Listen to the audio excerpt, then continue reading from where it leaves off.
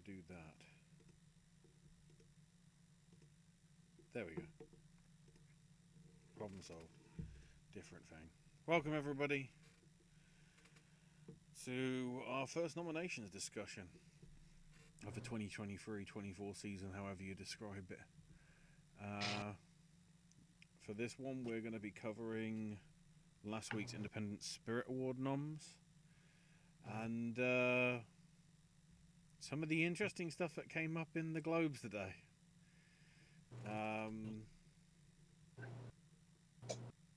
Why does it say the bitrate is 0 when it isn't? Thanks, YouTube. You're confusing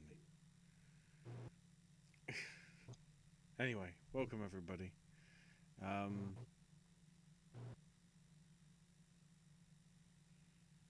Why is Bryce saying get Santa?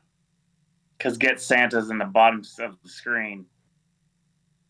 Oh, yeah.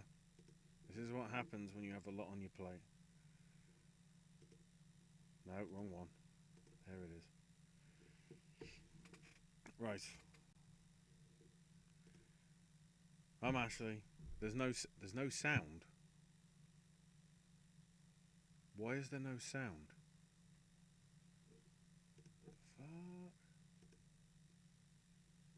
Right. There is sound. Jesus. Stop confusing me, chat.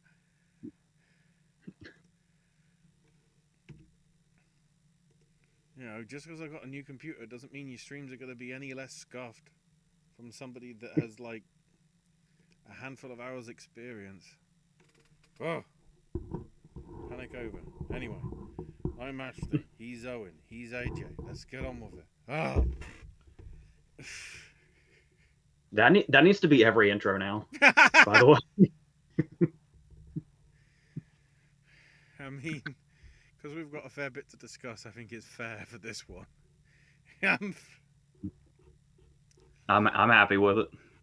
So, should we, I guess chronologically, should we start with the spirits and the cluster of how one Netflix film is considered indie, but the rest of them aren't? Oh.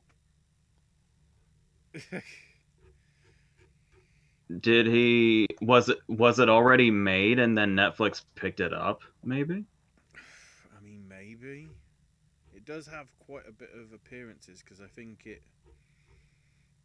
made it in for first screenplay as well. Once again, who did the screenplay for the thing. It's their first screenplay. Before we get started, why in the hell do we have television categories at the Spirit Award? Because we want to acknowledge, new and upcoming talent that's on TV. It's not just movies. Give them their own award show. I'm sick of this. This is a movie series that every year. I do not want television involved. They have their own awards for a reason. Yeah, but the problem is, because of all the strikes, it's happening during the movie award, so it's even more confusing. I mean, to be fair, though, there are, like... It's weird that stuff that's on HBO is somehow considered, independent spirit. And ABC. But if you tried to do that for movies, it wouldn't be classified. So, like... Yeah, does TV have I'm assuming TV would have a budget cutoff the way movies do to qualify here. Is that a thing, or? Well, I doubt it, because The Last of Us had like 10 million an episode. Because it's Sony, because they want to get into television based off their video games. So, and the fact that, like, all the significant people made it in for nominations, apart from Pedro Pascal, who's arguably the strongest of a lot of them, and he got snubbed at the Spirits, but everyone else didn't. Also confused. This is literally my first time looking at the TV section of the Spirit Awards. I thought it was missing, and then I scrolled down, and there it was. I'm intrigued by the whole concept of jury duty, which got Best Ensemble Cast, and I think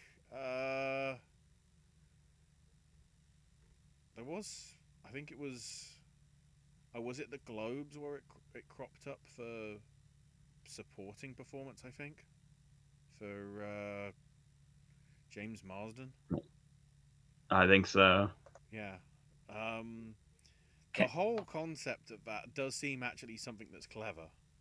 You know, it's jury duty, and one person is a real individual, and all the other 11 members of the jury are actors who are just going by whatever it is. And it's basically the case of can the one normal person work out what the shit's going on? It's like a reverse Borat or something. Yeah. So nothing else matters at all. TV means absolutely nothing. But let's not avoid the elephant in the room here. As of right now, the actual Netflix show that had 2 seasons and then got canceled, unfortunately, which it was very well written, very well done, that also focused on the same topic, gets completely shafted at every award show. But because of the Independent Spirit Awards, we can actually say Al Snow is a nominated actor in a television program. Yep. Yeah, so for new... Revel in that, Mick Foley.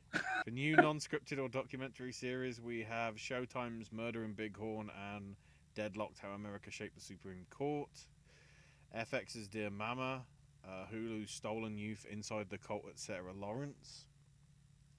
And yeah, somehow, despite the fact it's somewhat got middling reviews from a lot of people, Wrestlers on Netflix made it in.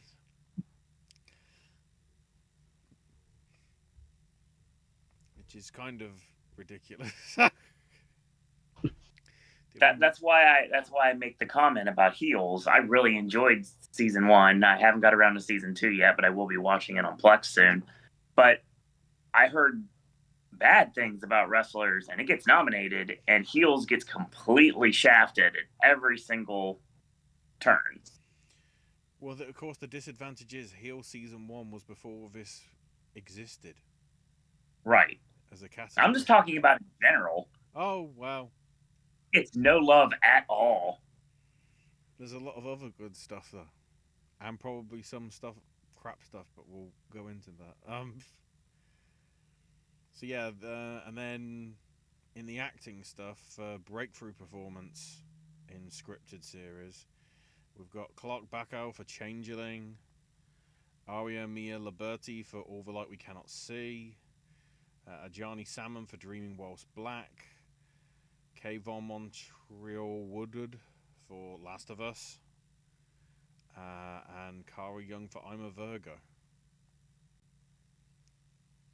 Which is, I mean, from what I saw of Last of Us, that's probably sensible in that sense, because that is at least for that one episode that Sam is majorly in, at least from what I remember, there's like quite pivotal stuff there. And I don't know if I haven't watched the full series of I'm a Virgo, but I did watch like the first episode, because, you know, it's Boots Riley. It's the guy who gave us Sorry to Bother You, which was one of the weirdest yet also most awesome, unique films I've seen in the past 5-6 years. Yeah, I haven't seen anything or watched anything in any of these in the Spirit Awards TV category. The only thing I really know is the concept of I'm a Virgo, which is, to my understanding, like a 16-foot tall Jarrell Jerome in a normal world. Pretty much. So the concept is interesting, which I would expect from the guy that brought us Sorry to Bother You. But yeah, I didn't even look. As much as it was recommended to me, I didn't even look into The Last of Us. But I'm not a gamer at all, so I'm sure it's a story that stands alone nicely, but I imagine it would also, there'd be some kind of power lost on me. A by not having little, but back. it it was interesting with that game because they added a cinematic bit that basically just played the cinematics and like did sort of not gameplay stuff but basically looked like transitional stuff. So they basically made the movie slash whatever you want to call it inside the game itself, because there were that many people that were like sat on the sofa with their partner playing that were like, I'm into this. So they literally made like, they took all the cinematics and made it into its sort of series in its own. And surprisingly, the series actually was pretty damn faithful to the game. They adjusted a few things here and there, but not dramatically, which is probably why it was so well received. They didn't try and like bait and switch and whatever. They stayed true to what hooked gamers and non-gamers with the PS3 and PS4 versions, and which is why I'm confused as Pedro Pascal not making it in, because Joel's pretty pivotal. Yeah, because I had heard about the Murray Bartlett Nick Offerman episode and the fact that it, from what I heard, more or less kind of stands by itself as like its own story. Pretty much, yeah.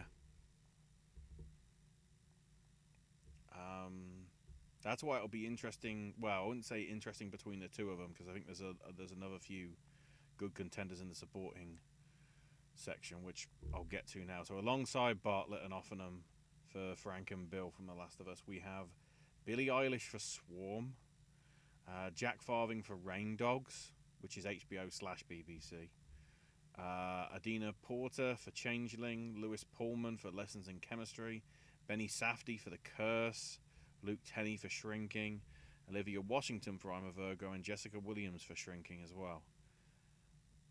There's at least 4 or 5 that I could see in terms of what I've heard from performances and what I've seen could actually be in the hunt there, which I guess is a pleasant surprise, rather than it's going to be that or that.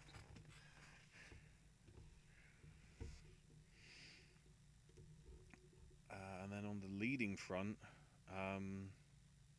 we have Emma Corrin for Murder at the End of the World, Dominic Fishback for Swarm, Betty Gilpin for Mrs. Davis, Jarell Jerome for I'm a Virgo, Zoe Lister-Jones for Slip, Belle Powley for A Small Light as Meep Guys.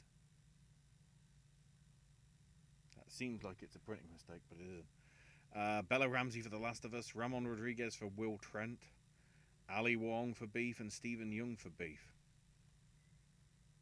I don't get why Pedro Pascal is not in there.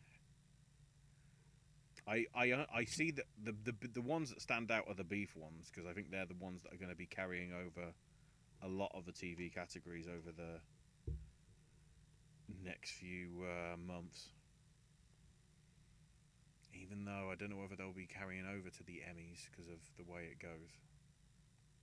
But that's pretty solid. And then for new scripted series, along with Jury Duty, which I doubt would win because it's already getting the ensemble, but we never know. Alongside that, we've got Beef, Dreaming Whilst Black, I'm a Virgo, and Slip.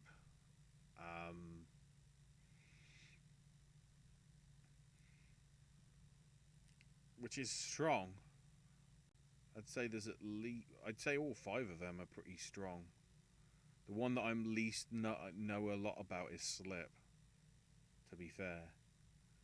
Probably because it's on Roku and so it's not as easily accessible over here, or at least to me, because I don't have access to Roku stuff, whereas all the other stuff is in or around. So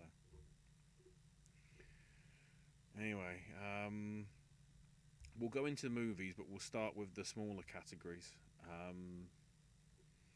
The True and Fiction Award has Seth Hernandez for Unseen, Jesse Short-Bull and Laura Tomasale for Lakota Nation vs. United States, and Sierra Ulrich for Junam. And on the Producers Award, which I didn't look into, Rachel Fung, Graham Swan and Monique Walton. Don't worry, when we do the predictions, I'll probably tell you what they actually worked on, if it's something significant. In the Someone to Watch Award, we got Joanna Arrow for The Feeling That the Time for Doing Something Has Passed. That's a great title.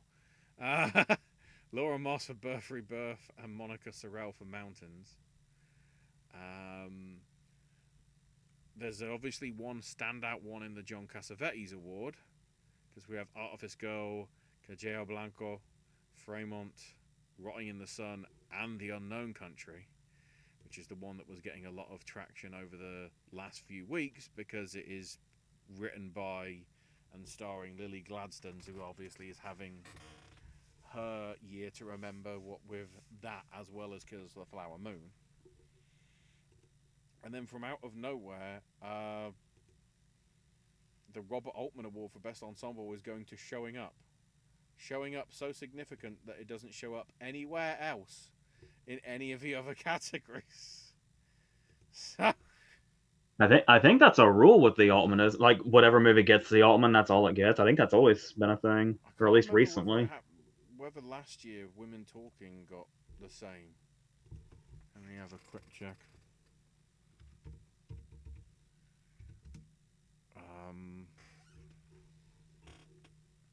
Just double check. Got an interesting list of movies that have won it throughout the years. Yeah, Women Talking. No, last year Women Talking got the Best Ensemble, but was also in the list of 5 for Best Feature. So, and was in Best Director,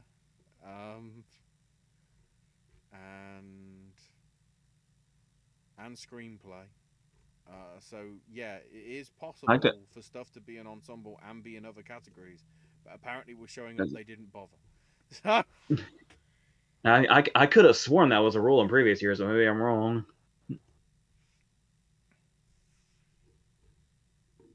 I did have one concern as we go into our first tech category, but because I don't know anything about this movie, I'm afraid of being offensive. Okay. So yeah, go ahead with the text if you want to. Yeah, because it's in cinematography and editing. This movie, We Grown Now, has quite a few nominations, it looks like. As does American Fiction. Now, like I said, I don't want to jump the gun or anything, because I don't know really anything about We Grow Now, except it sounds like it's like a coming-of-age movie or something. I think it's in like Cabrini Green, I think. Is that the one? Where Candyman is set. Just based on the title and what it's about, I find it interesting that both of those movies did really well nominations-wise here, because We Grow Now sounds, from the very little I know, sounds an awful lot like what American Fiction is satirizing. So I find it very interesting that they're both here and both did well, and they're both in the top category. So I'll be curious to see. Maybe it's not that kind of movie. I don't know, but like I said, just based on the title and the little plot line that I saw, it sounds a lot like what American Fiction is sinking its teeth into. So that's very curious to me. Also weird though, it is coming from one of the writers for BoJack Horseman. All over the place. So yeah, on those fronts, for editing we've got How to Blow Up a Pipeline, Rotting in the Sun, Theatre Camp, Upon Entry, and We Grow Now. And then on the cinematography front, we have All Dirt Roads Taste of Salt, Chronicles of a Wandering Saint, The Holdovers, Monica, and again We Grow Now. So I think I've said this before, but All Dirt Roads Taste of Salt is an awesome title. And the director just did a Criterion Closet video, so this movie just kind of keeps popping up in my life. Power Barry Jenkins, though, as producer, I would say as well, helping out. And so hopefully, unlike After Sun, he was able to produce a movie without that movie looking a lot like one of his movies. Hopefully, it looks a little more. I mean, After Sun is really good, but it was kind of distracting how much it felt like a Barry Jenkins movie, knowing that it wasn't technically. Then for best international, we've got. I mean, the two that have been circling in our predictions for a while in Anatomy of a Fall and Zone of Interest. But then we also add into that Denmark and Iceland's Godland, Mami Wata from Nigeria, and Totem from Mexico. I don't know how many of those are the actual Academy Award submissions. I'm going to have a quick look because the joke, of course, is if none of them. Well, I'd have thought some of them would be. But let me check. So Nigeria, yeah, okay. So Nigeria's is definitely a film that's in the Oscars. Mexico is Mexico's Totem is, and Godland. Oh, is classified as Iceland officially for the Oscars, not Denmark.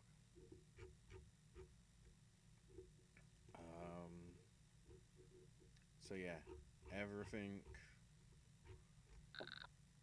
Oh, everything apart from Anatomy of a Fall, I forgot. that's the taste of things that got the acknowledgement there. So we definitely can't have a trend there because Anatomy of a Fall can't make it in. So It is. Well, I was going to say it is very curious how many people are putting Anatomy of a Fall in the foreign category, but I forgot most people are calling it international now instead of like basing it on foreign language. Mm-hmm. So it's yeah. On the documentary feature front, we've got Bye Bye Tiberius, Four Daughters, Going to Mars, the Nikki Giovanni project, Kokomo City, which does sound like it. It sounds too similar to Asteroid City for me to not think they're related. And then Mother of All Lies, which looking at the write-ups for them, they all actually look very strong ones. I'm wondering whether some of these are going to be at least 2 or 3 of the ones that might make it into the Oscars. We'll find out when the shortlists are out next week, of course.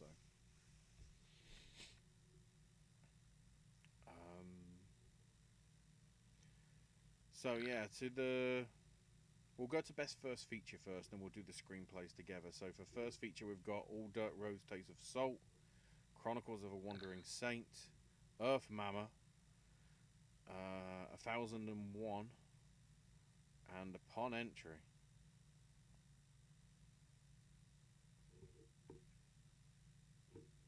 I don't know whether Earth Mama comes to. Oh, that's why. Earth Mama was the A24 one from the summer. Oh, and it got released over here last week. By who? Why have I never heard of We Are Parable? New company, I guess. So then and this is where I try and work out what's going on. For first screenplay, we have Chronicles of a Wandering Saint, May December, The Starling Girl, Theatre Camp, and Upon Entry. I have a question here, and I don't want to sound like bitter. It's a genuine question. So this person that wrote May December has their first script made into a Todd Haynes movie, and apparently they wrote Coyote versus Acme already, obviously because that movie's made. My question is, where do these people come from? Like, where, Do they like? I know that some people tend to come up through like shorts, which it appears to be. Mm-hmm. That's Where what I this see. person? Yeah, Yeah, there's she did a few 3 short short films with films. her, well, partner who I think they married earlier this year. Yeah. Yeah, they met while studying film at NYU. So, and they did the daring thing of actually moving to LA, and you know, wrote the script in 2019. Todd Haynes, I guess, read it in lockdown probably. Yeah, I'd say it's.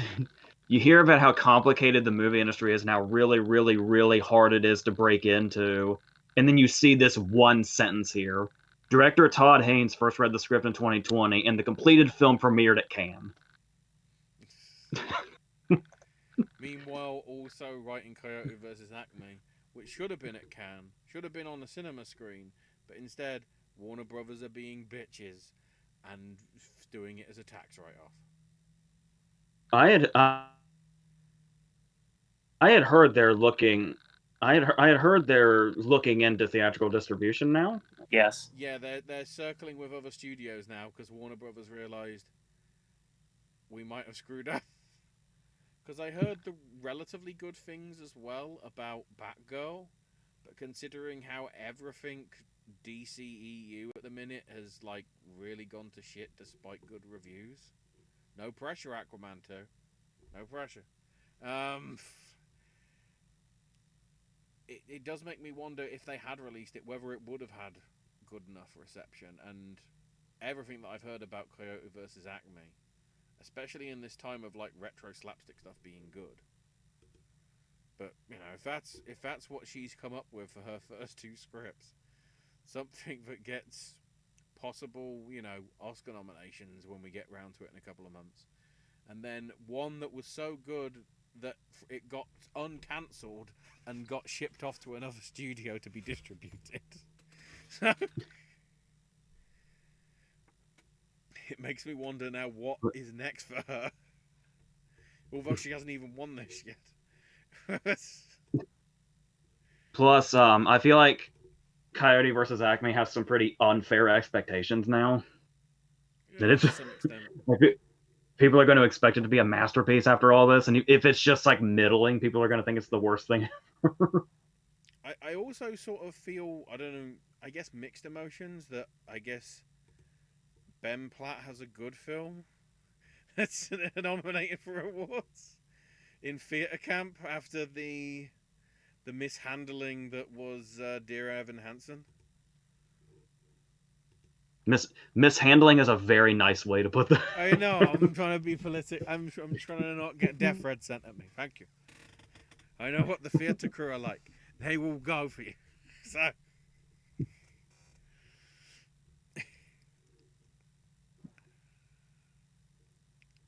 And then for best screenplay itself, a pretty good list to be fair. American Fiction, Birth Rebirth, Bottoms, The Holdovers, and Past Lives.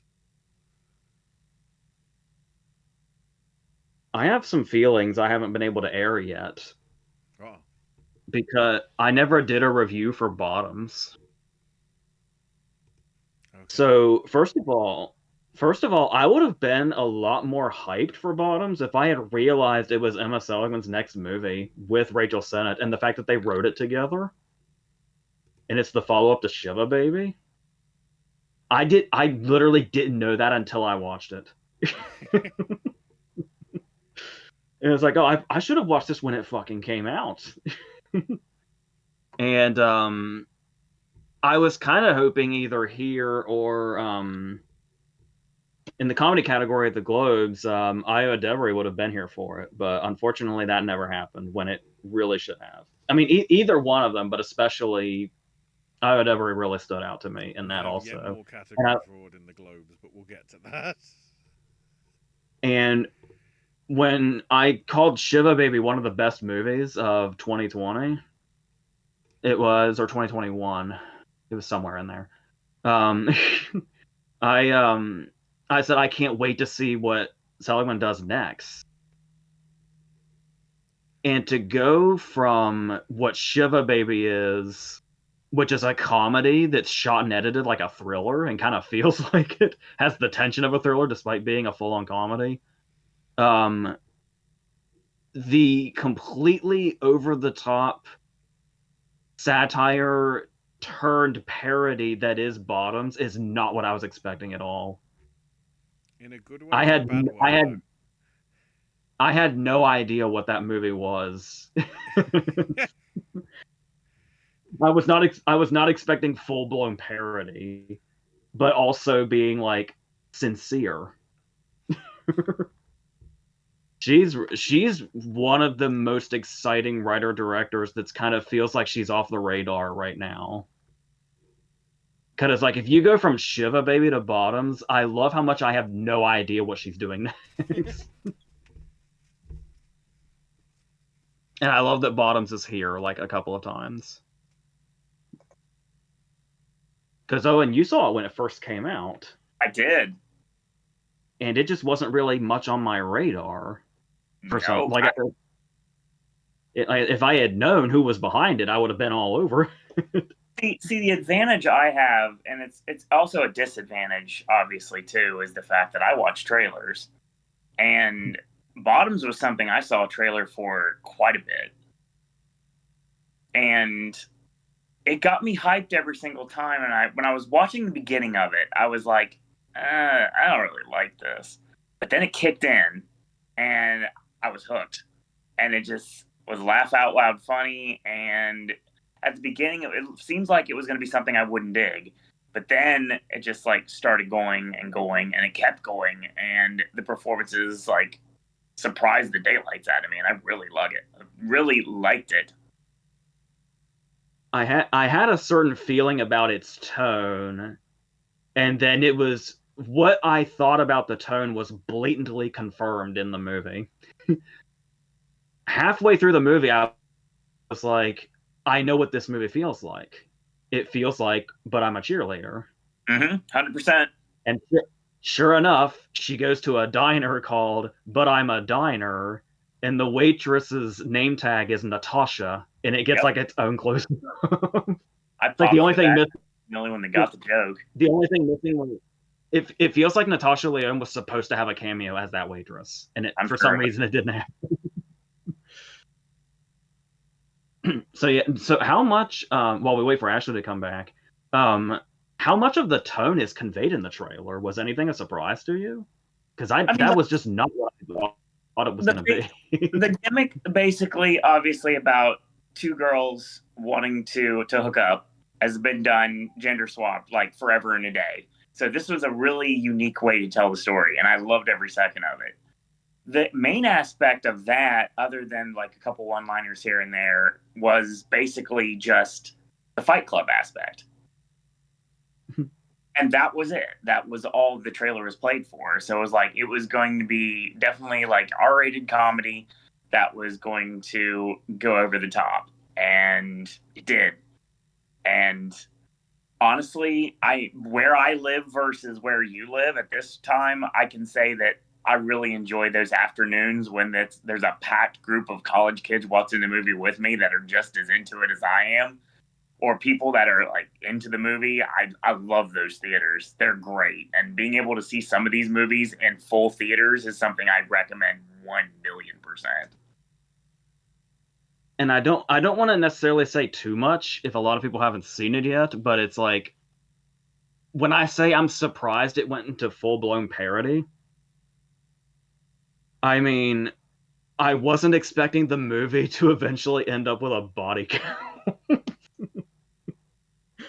Yeah. It's like the way it escalated, because like it was maybe like 10 to 15 minutes in before it set in, when it was like, oh, this is like, because a lot of people don't realize satire and parody are two totally different things. Completely. Satire is basically making fun of a thing, just basically showing it existing. Yeah. And parody is like Naked Gun shit. Accurate. And there's both of that in this. And just in general, the satire / parody of like football culture, especially high school football culture, is hysterical. And again, to not gloss over it, I really dug theater camp too. Honestly, Which I still need to get around to.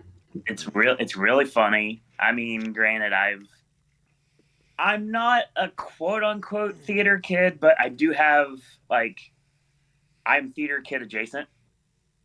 You can read that into any way you want, and you'll know more about it real soon, about a month. Anyway, I've already said too much. The thing is, I dig this though. I've grown up with a lot of theater kids too, and I watched that movie with a full theater of everybody that was eating up everything with a spoon. And again, a great experience that I feel made me enjoy the movie even more. And I love any time that this gets mentioned. That being said, the movie, of course, that I'm missing here in any way, shape, or form is Sanctuary. And honestly, if you have not seen it, I definitely recommend it. I still will recommend it because we should have got Margaret Qualley 3 times this year. We only got it 2 because of the fact that Driveway Dolls got pushed to February. And every time I see that trailer, I get more and more excited for it. Did we get to breakthrough performance yet, or are we still gushing about bottoms and? Yeah, we're still talking about bottoms. that was all in screenplay.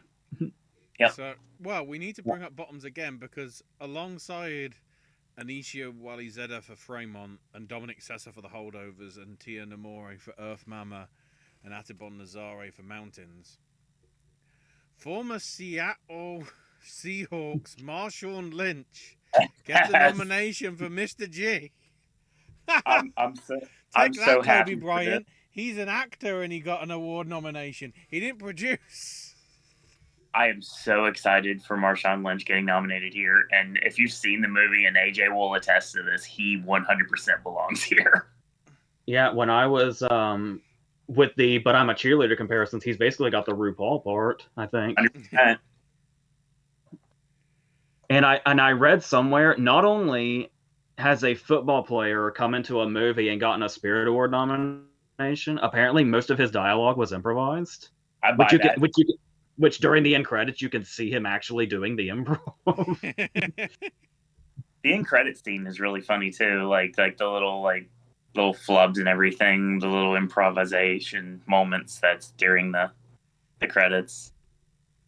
I recommend, if those of you out there don't know about it, which I'm sure some of you do, there's this wonderful website called aftercredits.com. And it tells you when there's going to be a reason to stick around, like if there's going to be a stinger or if there's going to be something during the credits, after the credits, and it even spoils what it is if you really want to know. But honestly, it's really cool because I'm like, well, I can get up now, but I know something's about to happen. I don't know what it is, but I know something's about to happen. Or I can see something and I'll be like, okay, it doesn't have anything. I can get up and leave now. Oh, you guys can wait. That's great. There's nothing to see here. And I'm already in my other theater drinking my soda by the time that they're already out of the theater. But Dominic Sessa, my God, I really wish this was another year. I really do. He deserves every bit of praise for The Holdovers. Which I am finally seeing this week. Excellent. It's a pretty. I'm kind of psyched for. I honestly, I'm really just holding out for American Fiction to get here. Oh my God. Okay, remember I make the comment all the time saying every time I see a trailer for The Color Purple, I get less and less confident in it. Interesting. I say that. Every time I see a trailer for American Fiction, I just want the movie to be here now. The opposite.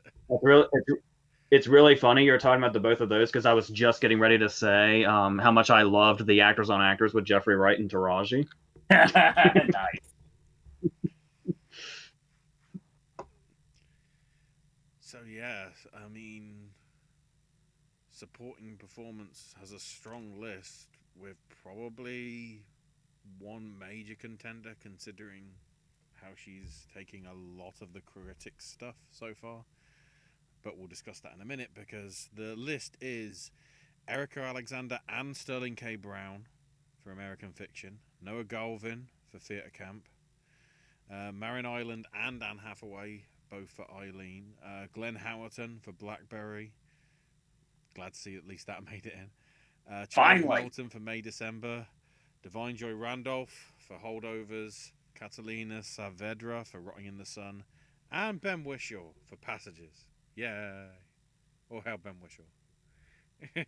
Okay, yeah. I will start with the fact that I have seen Passages. Haven't talked about it yet. Ben Whishaw is very, very good in it. However, if I could erase my memory of seeing his asshole, that would also be great. God. And for a prolonged period of time, by the way. I don't want to hear blood on the dance floor ever again. Murder on the dance floor. Long day. But I think Wishaw stands out a lot more than the lead guy, actually. But the thing about Passages, though, is that was another one where I didn't know who did it until it started. I didn't realize it was an Ira Sachs movie. And it was about halfway through Passages, it occurred to me, I don't really respond to Ira Sachs, I don't think. I think he's a little too dry for me. Because I was talking to Owen recently about how we saw, after I'd seen Passages, we went to a theater, or an art house theater, and saw Love is Strange, the one he did with Lithgow and Alfred Molina. Yep. And it's like there's a tenderness to that movie where I felt like I should have loved that movie, especially with it being Lithgow and Molina. I mean, that just sounds like perfection. But I think I just don't respond to Ira Sachs's movies, which is really unfortunate because I really liked Wishaw in it, but I didn't really have much of a feeling for Passages. So I find that unfortunate because I get a sense of like a feel in his movies that I wish I loved them, but like I said, I think they're just a little too dry for me, and Passages is pretty much feels that same way to me. I think that might be you finally figured out, and I realized that that's probably the reason I'm so down on A24. I feel like I want to, I just can't. It's just not for me. Well, a director and a distributor are two different things, but I think I get what you mean. It's the closest thing I can describe that I can have to describe how I feel about. It is, for being a distributor, it is interesting how you can kind of spot an A24 movie even if you don't know that it's one, despite the fact that they come from different minds. Another thing is, and you and I were talking about Eileen, yep, which we both saw. Yes, it was my today. Kind of like what Ashley was talking about with Pedro Pascal. Mm-hmm. I think the thing I absolutely liked the most about Eileen was Thomasin McKenzie, who, if I remember correctly, is not here. Nope. Because here's the thing. I like Hathaway in general. I really like Hathaway. I can say that. Mm-hmm. I used to love Hathaway. Now I really like her. And I think the why that's a little toned down now is it is kind of because it feels like there was kind of this starting point with Rachel getting married, where obviously she had Brokeback in between. Where she has that great scene where she's on the phone with Ledger to tell him that Gyllenhaal died, but there is she was like in all comedies when she started, and then there was like Havoc and Brokeback, but then there was the real turning point when she did Rachel Getting Married, and pretty much from Rachel Getting Married on, it was kind of she got very actory. the way I worded it to Owen over the phone was and Marin Island kind of also does this in Eileen. Hathaway has this way in Eileen where she's basically saying, "Hey everybody, I'm acting here." She's got that thing going on, and and I was telling you, I honestly don't know if the hair was making a difference. Like if she had like her normal straight dark hair, if she wouldn't have seemed as actory if it was that alone doing but it's the thing like where she can do like really sort of subtle good performances, like with Dark Water, or to some extent, even though it was comedy, Colossal, because that was weird in its own. But then she turns it up to 11 Stupid with her take on the Grand High Witch and the Witches, or Ocean's 8, or The Goddamn Hustle, or Serenity. Like, well, I will say there is a turning point in Eileen that I won't give away. But I started to like the performance the most in basically her last 5 minutes, which is like right before the movie's over, where it's like she has one line delivery that completely turns the movie around.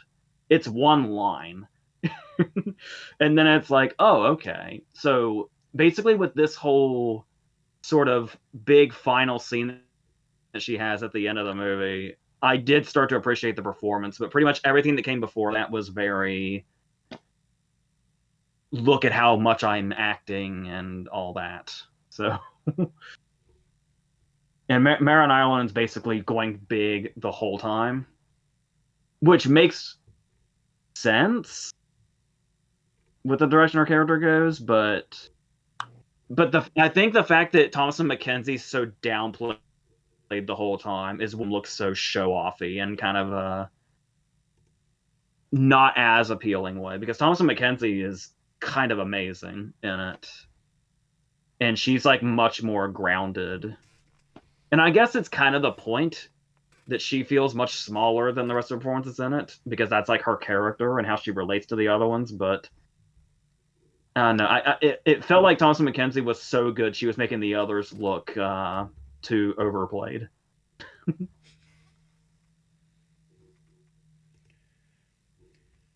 then, to some extent, we have similar stuff for lead performance. So we've got Jessica Chastain for Memory, Greta Lee for Past Lives, along with Teo Yu for Past Lives as well. Trace Lysette for Monica, Natalie Portman for May December, no sign of Julianne Moore, Judy Reyes for Birth Rebirth, Frank Rogwolski for Passages, Andrew Scott for All of Us Strangers, Tiana Taylor for 1001, and Jeffrey Wright for American Fiction. I find it weird that, considering how May December works, Portman both of them aren't in. It's just Portman making it in for May December.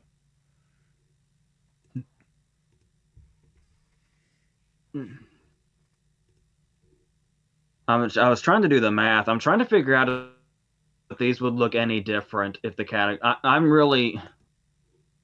I get why we're doing it, but after the Spirit Awards and the LA Critics Awards, I'm really this whole combining categories thing. I don't feel like it works. At least with the Spirits, they only have one winner. We're not like giving multiple awards out unless it's a tie, which is not that common.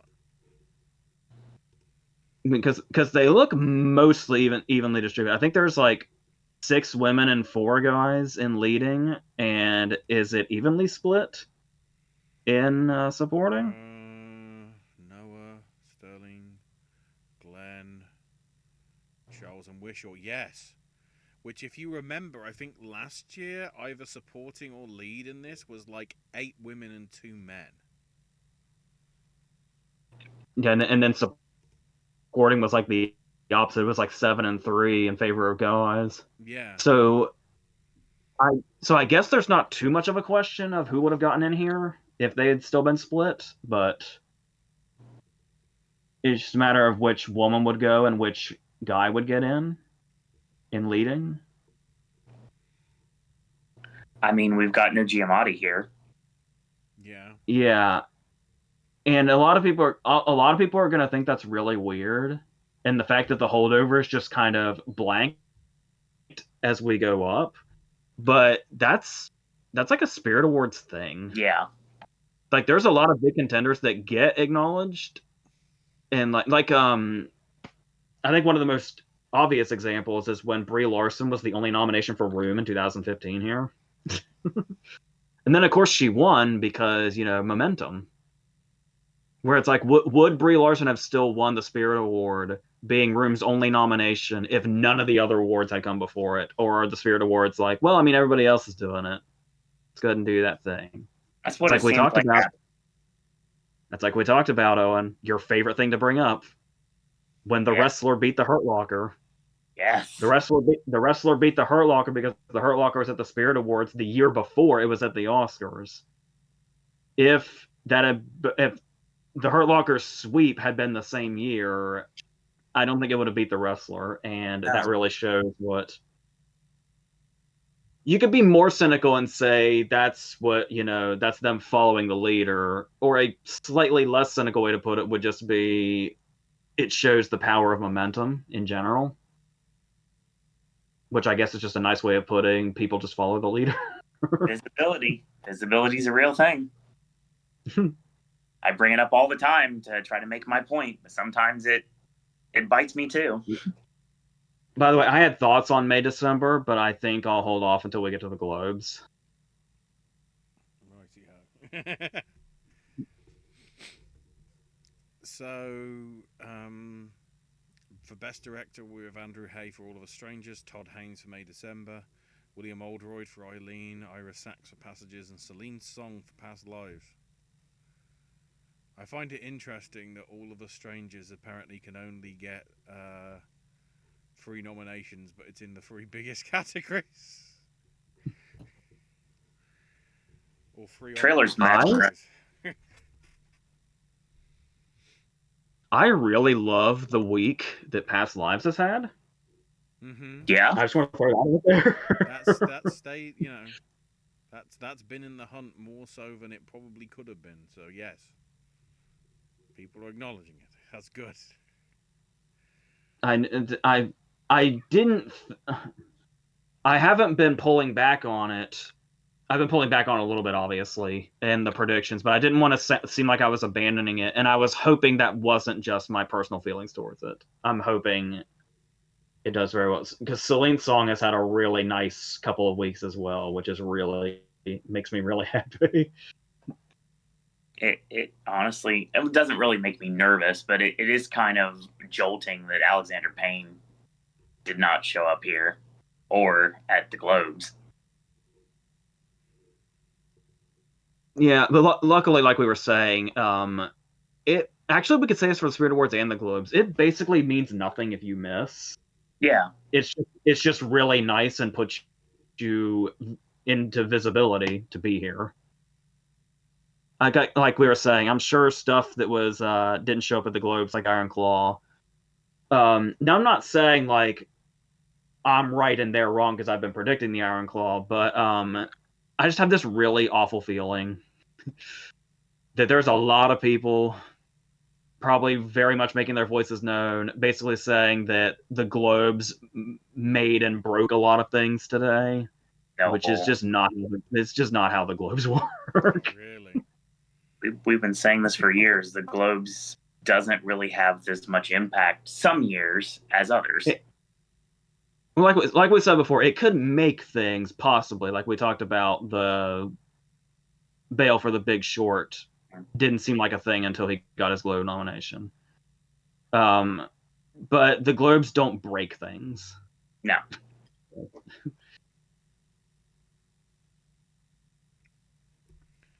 And then for And we go to best feature. Yeah, best feature, The Six. It'll be a trend that we'll get to. All of Us Strangers, American Fiction, May, December, Passages, Past Lives, and We Grow Now. Which also means Will Ferrell as an Independent Spirit Award nomination, officially. Being a producer on May, December. I was thinking about that. So sometimes this can get a bit jumbled. Like how some people would think that Brad Pitt would have won when The Departed won Best Picture, but he just wasn't submitted. But I'm very curious if May December gets a picture nomination, if Will Ferrell's name will be attached.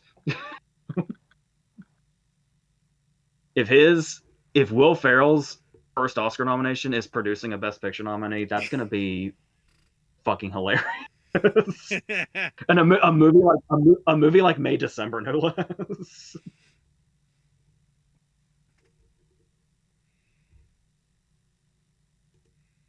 Is it?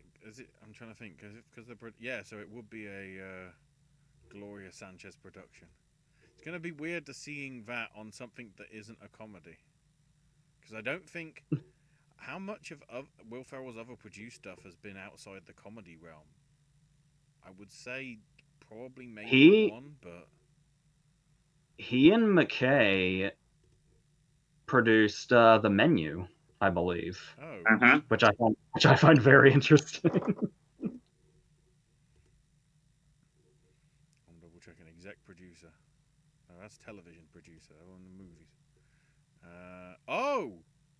And also it has a producer credit for Theatre Camp as well. Yep. So he's had a good year. And so I'm not sure how The Menu works. Like, if I can't remember when exactly their partnership parted ways, but I don't know. This is the part of the industry that's blurry to most people. And we know that A.D. Bryant will be hosting the ceremony, and it'll be on YouTube again, so people will be able to watch it. This is good, rather than buried away on IFC. So, the craziness that was the Globe stuff. So, the one thing to note with this, although categories have been added, some categories have been taken away / merged. Namely, television best supporting actor and actress are now across everything. Last year it was split into drama or comedy musical, and then the limited anthology series or TV movie. They got rid of that this year. So I think we actually do have the same amount of categories, because the two that they've added have sort of taken the place of the two that got merged in that respect. So for best stand-up comedian on television, we have Ricky Gervais for his Armageddon show, which isn't on television. Trevor Noah's Where Was I, which isn't on television. Chris Rock for Selective Outrage, which was that Netflix? So again, not on television. Amy Schumer for Emergency Contract. Sarah Silverman for Someone You Love, and Wanda Sykes for I'm an Entertainer. None of these are on television. They're on streaming. This is cheating. Well, the thing that's impressive about Selective Outrage that's different from these others, which I'm kind of hoping plays a part in, them voting for it, is the fact that he streamed it live. Yeah, it was. That's the only one of the 6 that was legit live, as opposed to taped to be broadcast on streaming. Because I love the moment where he messed up the concussion joke, because you can kind of tell how frustrated he is and how much he probably hates that happened. But it honestly just showed how fucking good he is. That he completely circled back around, told the whole setup and the whole joke all over again, and it still hit. That's I will say, when we bring up Chris Rock, I have to do it. I have to. Seeing him live was fantastic, and I'm sure I saw most of these bits when I saw him at. from what you told me, it sounds like the only thing you didn't hear was the Will Smith section, which was, I believe, brand new for this particular event. That's what everybody was, and apparently the second night they got added, they got the same set list too. So, because they added a second night, and it sold out fast too because everybody wanted to go. So, and if he wins, I hope he's there because I really want to know what he wants to say. I mean, obviously, everything about that he's already said. I'd just be very curious to see what Chris Rock has to say his first time back at an award show. It just sucks though that it took to one of the worst years of recorded history to finally get a stand-up category at the Globes. Because could you imagine what we would have had throughout the years? Golden Globe winners, George Carlin and Eddie Murphy and Robin Williams. It would have been amazing. We had Norms last year, which probably would have taken this. Oh, for sure, million%. Dane Cook when he was first getting started. And we'll bring this up again when we discuss the Critics' Choice next week or whatever. But the fact that only Noah and Sykes made it in that compared to the Globes, and a lot of the others are relatively somewhat, well, clearly small fry because the other four names that are on here are like big ass names, but just got completely ignored by the Critics' Choice. It's just, so yeah, so to supporting performance in television of any kind. On the actress front, we have Elizabeth Debicki for The Crown, which, considering all that was heard about The Crown, I guess they just credit it. Is this the blooming, what's her name? From bloody Blonde?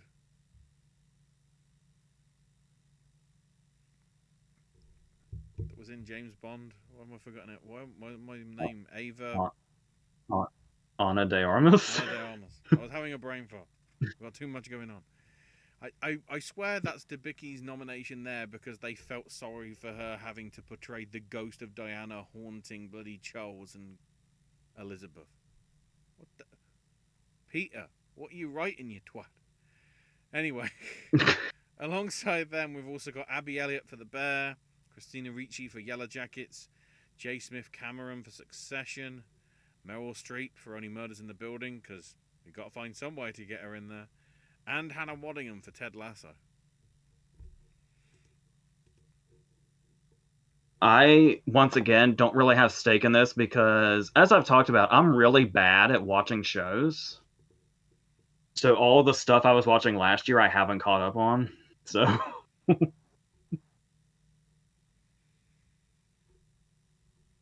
Oh, except Barry, obviously, which is only here like twice.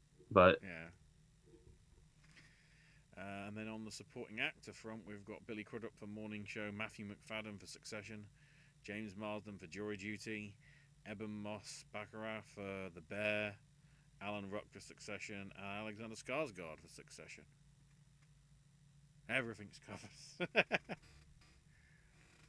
covered. From what I've heard, that looks like a pretty good lineup.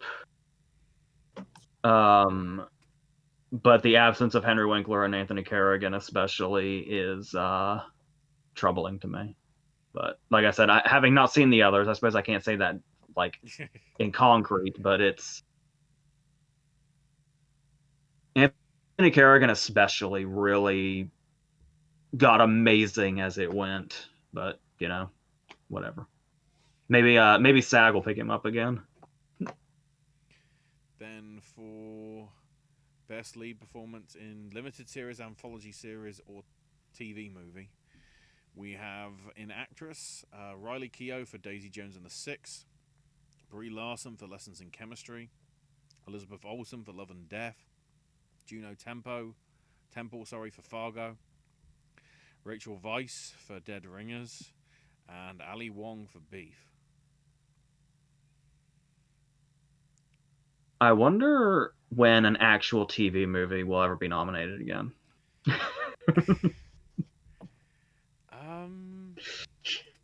What's a TV movie? Well, if you remember, at least in terms of last year's stuff, they considered the Al Yankovic film being a TV movie because it was on Roku, rather than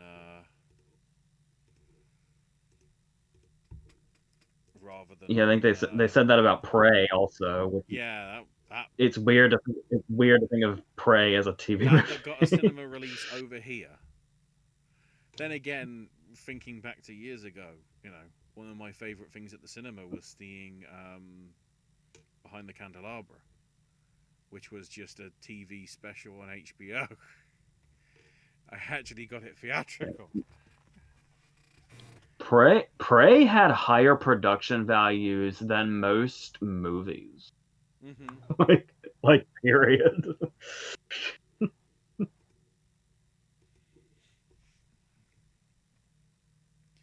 And then on the actor front, we have Matt Bomer for Fellow Travelers, Sam Claflin for Daisy Jones and the Six, John Hamm for Fargo, Woody Harrelson for White House Plumbers, David Oyelowo for Lawman, Bass Reeves, which I keep seeing God knows how much out about because Paramount must be clearly desperate, and Stephen Yeun for Beef. The Beef. Yeah, I haven't even picked Fargo back up yet. I keep forgetting it's got another one. So many anthologies. I think have they finished? And yeah, I keep forgetting Daisy Jones and the Six is a thing this year because I was part of a test audience for the first 3 episodes like 2 years ago. So that's such a distant memory to me. Yeah, because that only premiered in March, but It's interesting. I mean, they did.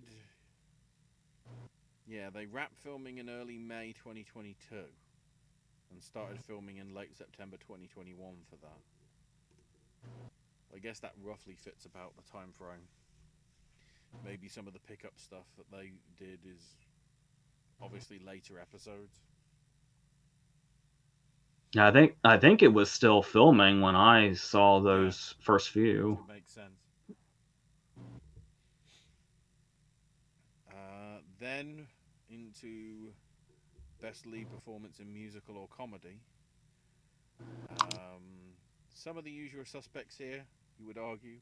On the actress front, we have Rachel Brosnahan for Marvelous Mrs. Maisel, probably for the last time. Quinta Brunson for Abbott Elementary, Io Edebiri for The Bear, Ellie Fanning for The Great, Selena Gomez for Only Murders in the Building, and Natasha Lyonne for Poker Face. I mean, I guess there's humor in it, but is it out comedy? I mean, if May December is a comedy, anything is a comedy. We'll get to that. Oh my word. And then on the actor front, we have Bill Hader for Barry, Steve Martin and Martin Short for Only Murders in the Building, Jason Segel for Shrinking, Jason Sudeikis for Ted Lasso, and Jeremy Allen White for The Bear. That is tough because you have the final series of Barry, the final series of Ted Lasso, and the giant boulder going down the hill. That is the bear. 3 into 1, don't go.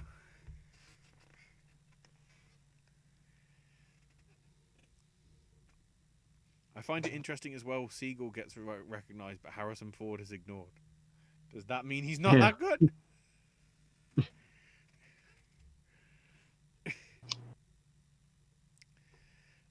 So then for drama lead performance, we have Helen Mirren for 1923, Bella Ramsey for The Last of Us, Kerry Russell for The Diplomat,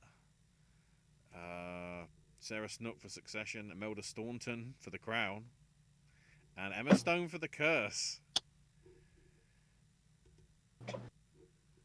So Emma has the opportunity to do the golden double.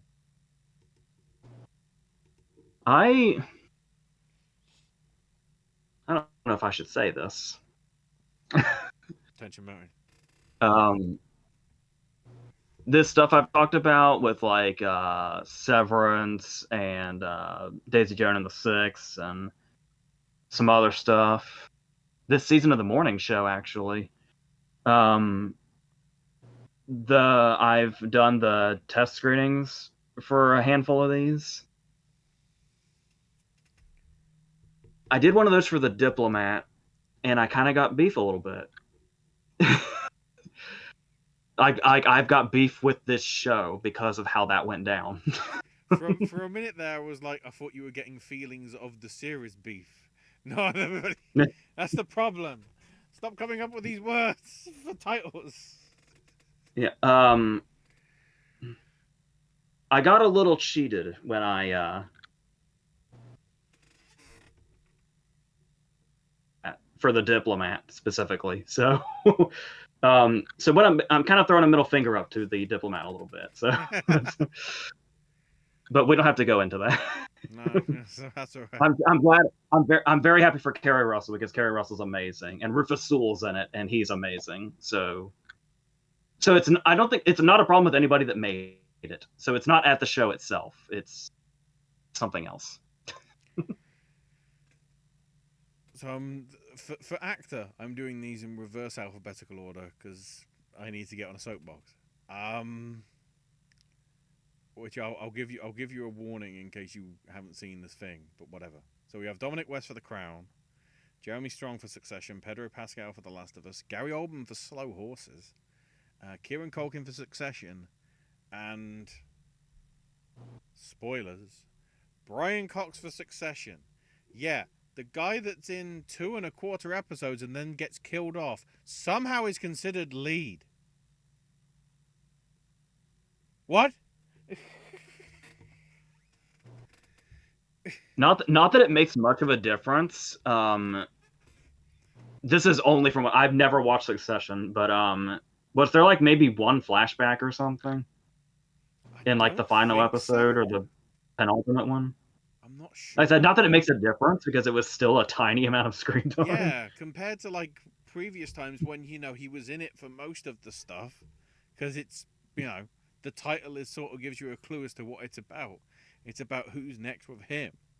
So of course when he dies like pretty early on into the season, then all the chess pieces are having to come into play, and that's why every other nomination for Succession makes sense, because it's literally everybody trying to get the grip on the chair.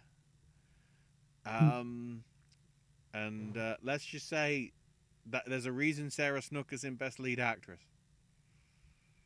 I didn't even notice she moved up a category.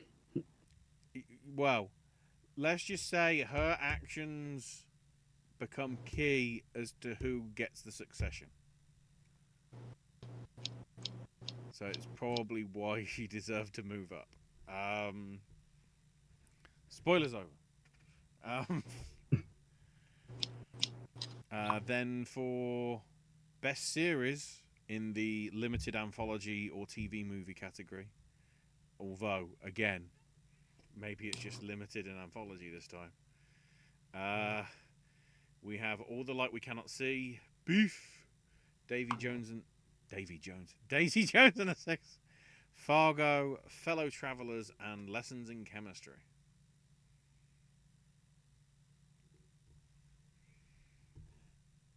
Which seems a pretty solid list, I would say. Then in the comedy musical front, we have Abbott Elementary, Barry, The Bear, Jury Duty, Only Murders in the Building, and Ted Lasso.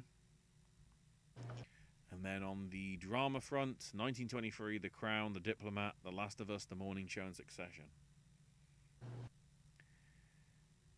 Which is a tough one because even now, I know we're not doing predictions, but Last of Us and Succession I feel it's between them two. But the question is, where are the dice going to fall? Because the issue that The Last of Us has is the second game, if they're going to really base it off, if they're going to stay true to the adaptation, the second game pissed a lot of people off. So if they try and do that for the second season, The Last of Us's only recognition is going to be for season 1. But then it goes up against the craziness that was the final season of Succession, so... And the negative craziness that was the last season of The Crown, which technically isn't even out yet. The final few episodes are only airing, I think, this coming Thursday? So how are we... Unless we're covering no, because they were already nominated last November for everything for last year, so I don't know. Anyway, so on to the films. Hold on. Oh, go ahead. So 20 minutes ago, it just got announced officially. September 27th, 2024. Saw 11. Okay. Is that why Netflix has gone to shit today? I don't know. I just keep seeing things on Twitter about Netflix isn't working. So, did Jigsaw do it? Has he come to play a game? It seems to be playing with fire a little bit, because it's like, oh, we finally got pretty good reviews for a Saw movie.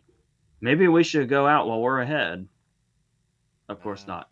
If it's good enough, not that I expected them to. If it's good enough for Saw 7 and basically kicking out half the cast because they had a political view, watch that film possibly go downhill because they've got to try and either recast or write those people out or suddenly bring them back in for Scream 8. So, to the film categories and the craziness that is Best Original Song. This category is incredible.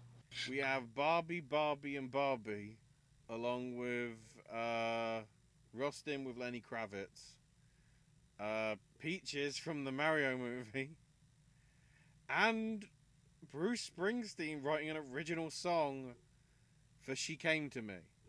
Apparently, he's been told, you are the new Diane Warren. Just write a song and it'll just get in the awards.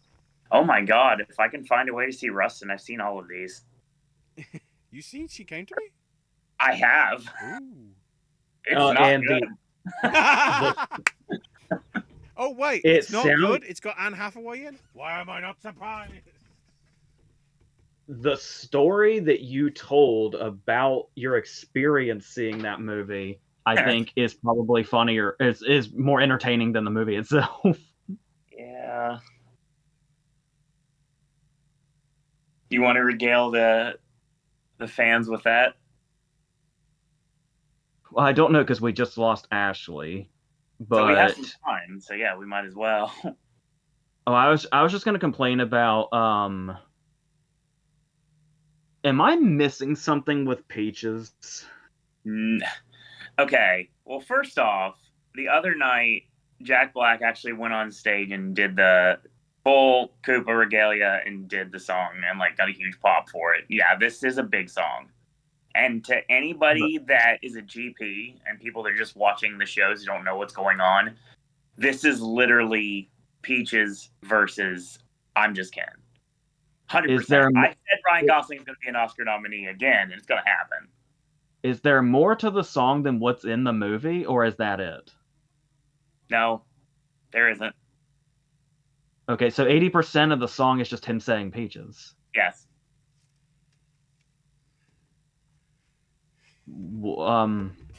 I guess Wait, I guess it's Jack Black's delivery. Which word's 80% of a song? Peaches. Oh, right. I thought you said Jesus. Yeah. I was going to get the Zandig going. What about Zandig? Anyway. So... Not again. Go ahead. So I get when that happens, when stuff becomes a hit because parents are bombarded with it. Like, we don't talk about Bruno and Let It Go and stuff like that. Yeah. But those are actual songs. Yep. I don't want it to sound like I'm hating on Jack. I love Jack Black as much as everybody else, which is obviously a lot. But him saying Peaches like 50 times, I wouldn't consider a song. I mean, I'd rather it be on here than other things, but I couldn't even tell you. I mean, I know lyrics don't necessarily matter, like Natu Natu, for instance. Yep.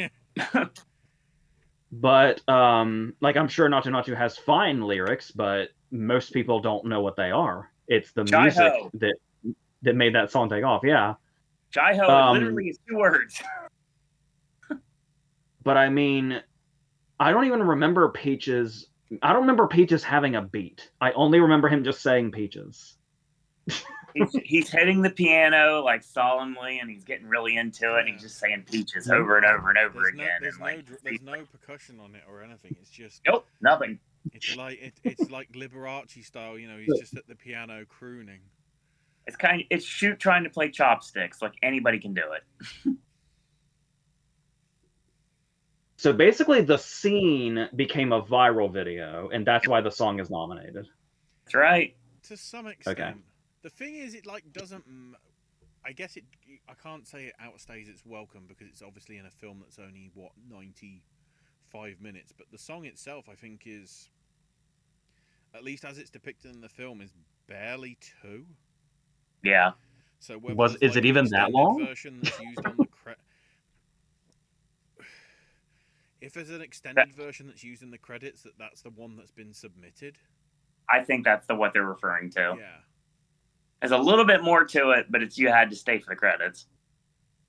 But it's sort of like, even that is sort of 2.5 to 3 minutes, so it's probably at the minimum threshold that would make it, eligible. It is Shoot 1.5 minutes. I'm trying to work out if there was any new songs in the Taylor Swift Eras tour that they could classify. Well, that was written for the concert movie. God dang it, that would have been great. But no, but we'll get to that because she still got a nomination, so there. Yeah. I was gonna say, isn't the whole concept of that it was all the songs everybody knew? Wasn't like that the whole idea? I mean, yeah, of course. But, any excuse to try and get closer to the EGOT? Yeah. I'm good with that. And honestly, if you look at this list, this is a really great list. These are actual songs that you can hear on Spotify or the radio. I know that's a dead technology now. But these are real songs and have a real fan base. What Was I Made For was the big Billie Eilish one from the thing. And then the only one that sort of, I don't want to say La La Land as, because that will trigger bad memories for some people. But mainly partially because, Gosling sings it. But it's weird to have a Mark Ronson song that's musical style rather than what he usually does, like with Dance the Night and whatever, which is more pop. Rather than... Right. Forgive me, Barbie fans and Billie Eilish fans. I know both of you are large groups.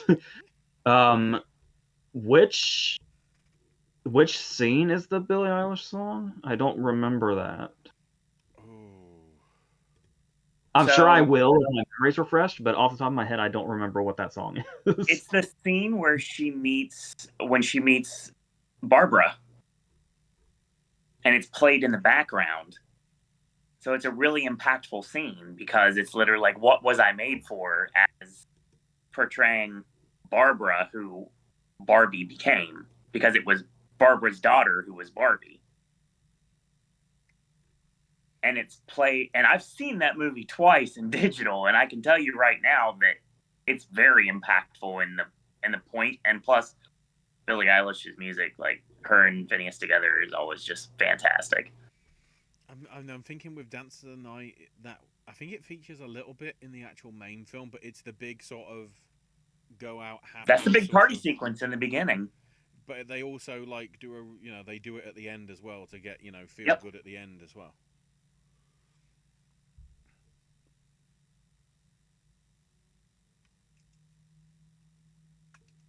And then I honestly, I think everybody in like pretty much anyone's gonna root for "I'm Just Ken" at this point, because it's not really necessarily just a meme song or like a trend. I mean, people really, really love that song. And I've been saying since I saw the movie, that is guaranteed to get nominated for the Oscar. And I think it's a good possibility it's going to win.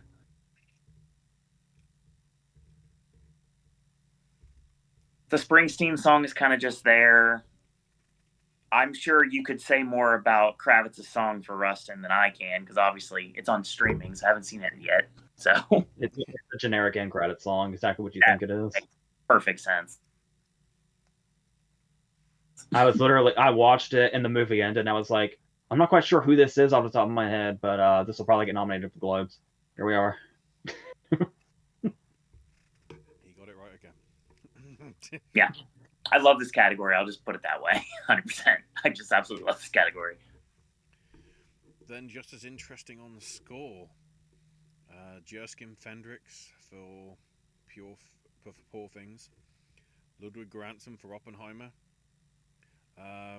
Joe Hisaishi for Boy and the Heron, Michael Levi for Zone of Interest, Daniel Pemberton for Spider-Man Across the Spider-Verse, and the posthumous nomination for Robbie Robertson for Killers of the Flower Moon.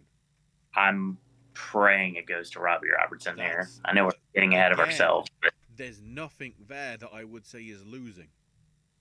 No. Because having heard the scores to at least a fair few of them so far, they're very good scores. The Zone of Interest is the only one I have absolutely nothing in whatsoever, because the trailer really doesn't give it much away. Poor Things music is in the trailer. Oppenheimer, obviously, it's overpowering and perfect in every way. Spider-Man is what it is. And The Boy and the Heron, honestly, that music is just really haunting and very well done. I saw it over the weekend, and I guess I'm not like... Miyazaki's not going to be getting a Christmas card from me or anything like that.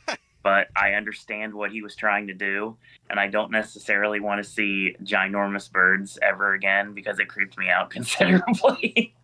I'll just put it that way, without giving anything away at all.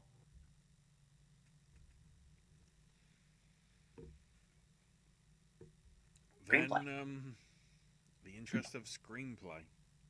This is crazy. Gerwig and Baumbach for Barbie, Tony McNamara for Poor Things, Nolan for Oppenheimer, Roth and Scorsese for Killers of the Flower Moon, Celine Song for Past Lives, and then Justin Triet and Arthur Haruri for Anatomy of a Fall. That's a bloody good 6. There's a lot of things missing, though. Yeah, but that's the problem when you only have 6. Well, you have 6. You only had 5 before. AJ, can you give your thoughts on Anatomy of a Fall now? I'd be happy to.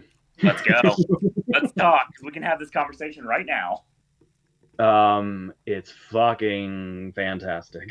Yes, it is. I didn't know it was a trial movie until you brought it up. Yep. I assumed it'd be some kind of procedural from what I heard, but I didn't realize how much it was going to be a trial. And I think what I love the most about it is how it's not overbearing with how ambiguous it's being. I Right. It just feels really natural in the way it tells its story that we only have as much information as the court does. Yeah, exactly. And the fact that we kind of have to, and it sounds lazy a lot of the time when you say it's up to the audience, because a writer has to tell a story. Sure. But they did that in a way here that feels almost like it's the only way to tell this story is to only give the audience as much information as we have, which isn't everything. Without giving anything away, do you agree with what I said about the judge being one of the most hateable characters you have ran into in film in quite a while? She seemed weirdly against them. Which I like that. Like, I knew I was invested in the movie when I was thinking, like, what does this judge have against her inherently? And there is a performance in Anatomy of a Fall that is not getting the attention it deserves. Doesn't get any attention. That kid playing her son.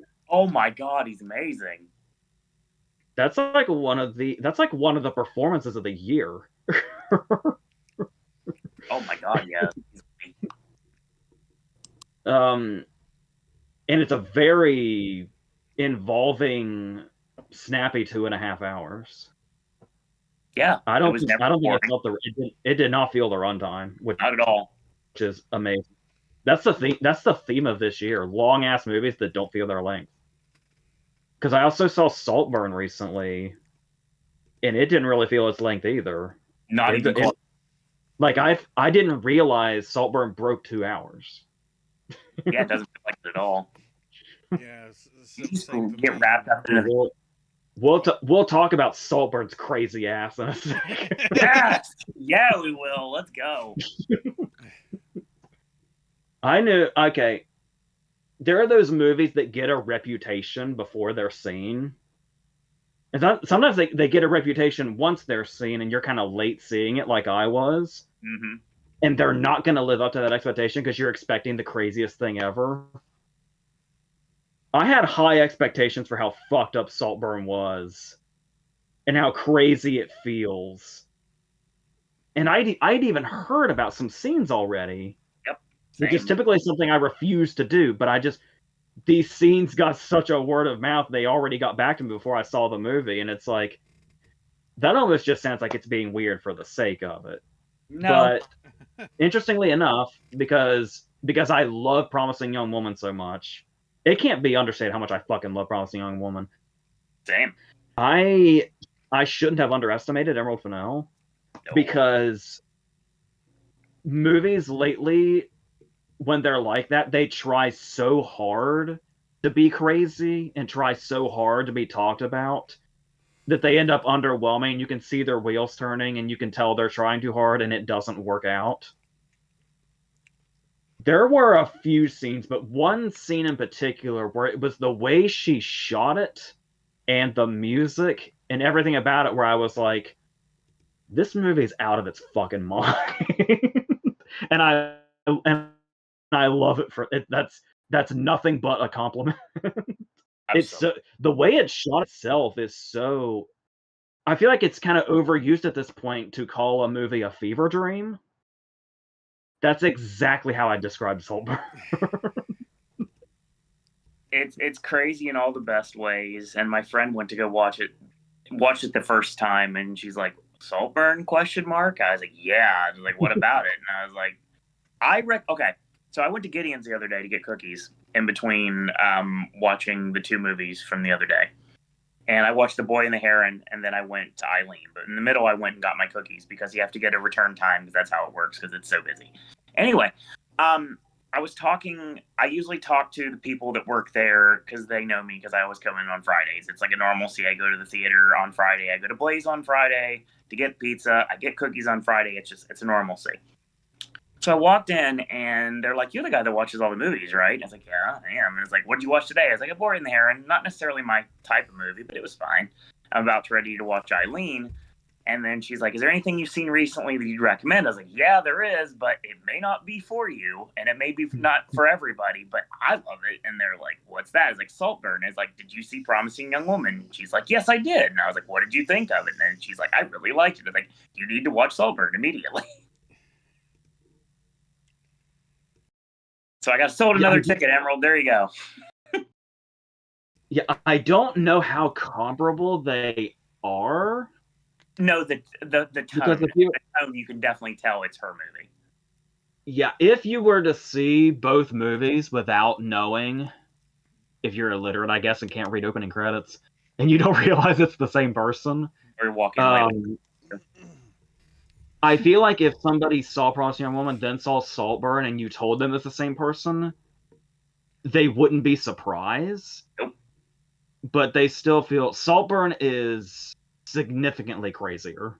Oh, 1,000,000% crazier. And I mean, Promising Young Woman is crazy in its own right. Especially like the last, 15 minutes that caught everybody off guard. Saltburn is basically how everybody felt during the last 15 minutes of Promising Young Woman is basically how they're going to feel throughout Saltburn. Absolutely. 100%. And the funny thing about it is Saltburn is so involving in its weirdness. It really occur to you that the real meat and events of the movie don't happen until about an hour and a half in. Yeah. Nothing. But that hour and a half is so involving, you don't really think about that in those terms.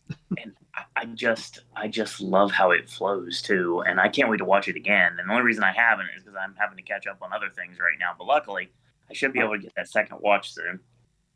I can't stop thinking about that upside down shot. Oh yeah, that Barry Keoghan's laying down, and the mansion is reflecting off the water, but it's upside.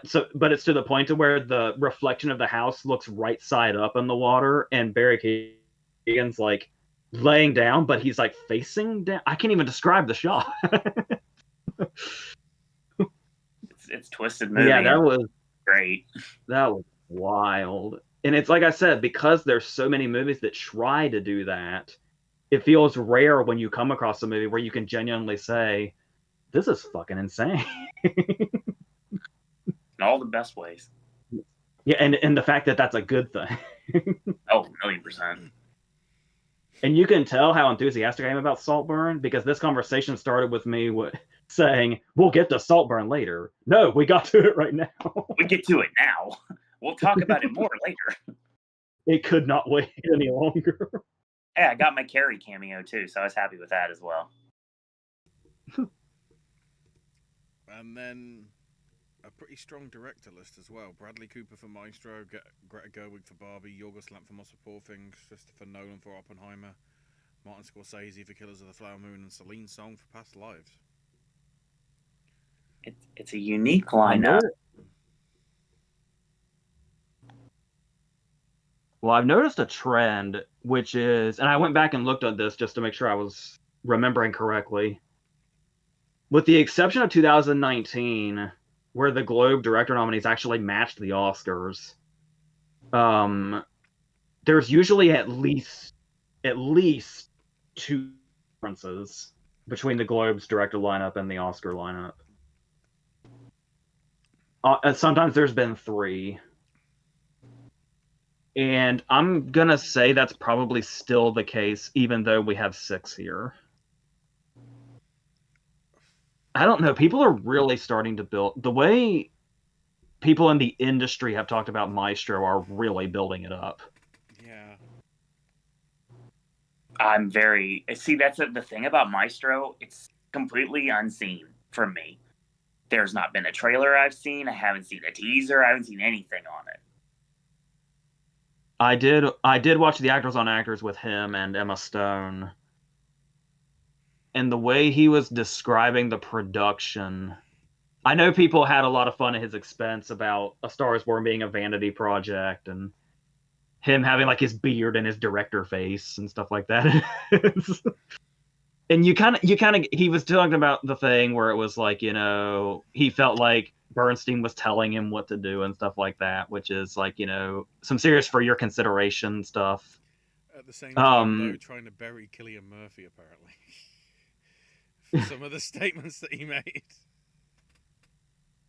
But at the same time, the way it's being described is still... Bradley Cooper's friends are selling this movie very well. And it's like, you can be cynical and say it's because they're Bradley Cooper's friends, but I'm more interested in the movie than I was before.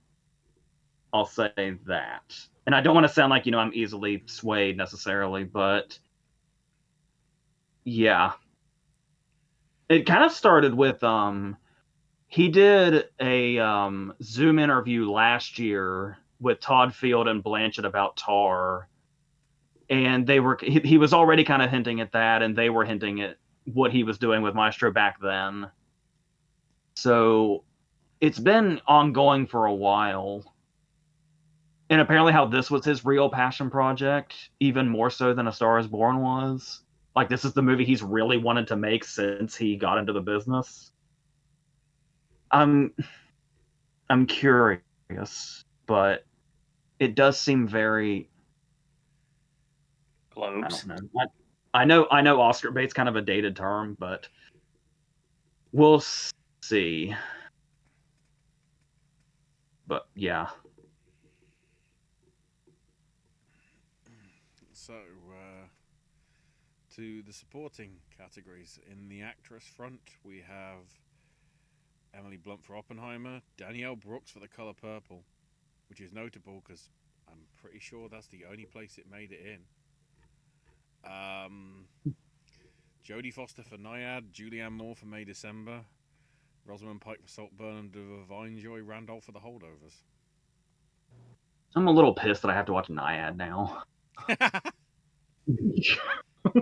If it doesn't go any further than the Globes, I'm not going to waste my time. I'm not going to anyway because it's not in the theater. I mean, I've heard negative things about it. I'm just curious, like, how you even make that a movie. I'm curious what that's about. So here's the thing too. This, and this, you talk about the Globes wouldn't necessarily kill something, but it's nice to have visibility to get in here. But there's one performance I think that is missing from this Actually, there's two performances that are missing from this list. That one of them, I'm very shocked at how well the movie did overall. And the other one is just baffling. And I honestly think that these people just don't like this person because this is not the first time this has happened. The glaring omission from this lineup obviously is Viola Davis. Yeah.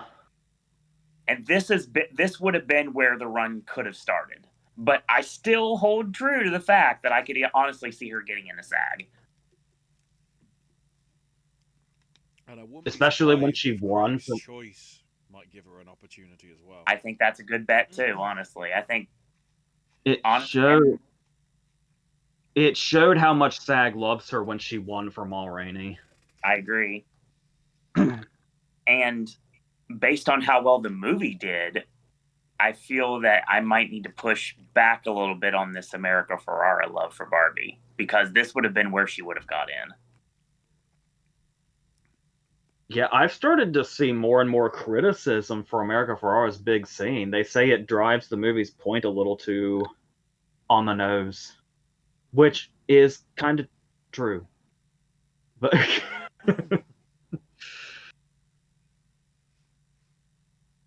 I'm very interested. I feel like SAG's going to do some weird shit. I agree. SAG's going to throw a wrench in this stuff. We were talking before we started this. People for some reason, the people who talk about this stuff are going to pretend like they always pretend like this is the first year they've ever done this. Yeah. So the Globes are going to come out and people are going to immediately say something is locked and something is dead. And it's like, that's just not the Globes, man. Actually, it's not any of them. But because remember, there's always like one precursor list thing, or sometimes a couple of precursorless things that go all the way. But that being said, this is really good for Julianne Moore. Yeah, very much so, and I feel really bad. It's like we were talking about with things could be held by the globes, but they're not necessarily broken. Like, as long as you're seen and visible, people are going to watch you. Like how I just said, oh, great, now I gotta fucking watch Naiad now. Mm-hmm. Maybe y'all like Naiad, but I probably wouldn't have watched it right away if these nominations didn't happen. Sure. Makes sense. I mean, with respect, most people's problem with the film is more its organization and everything rather than the actual performances. The performances that Foster and Benning do are probably enough to probably get in, at least, at Globe front, because the categories are split, or at least within the leading front. But it depends whether it's got enough traction to hold when the 6 becomes 5. Not that it's necessarily this 6, but obviously a lot of the other awards are going to be at least 6 within the supporting actress fronts over this season.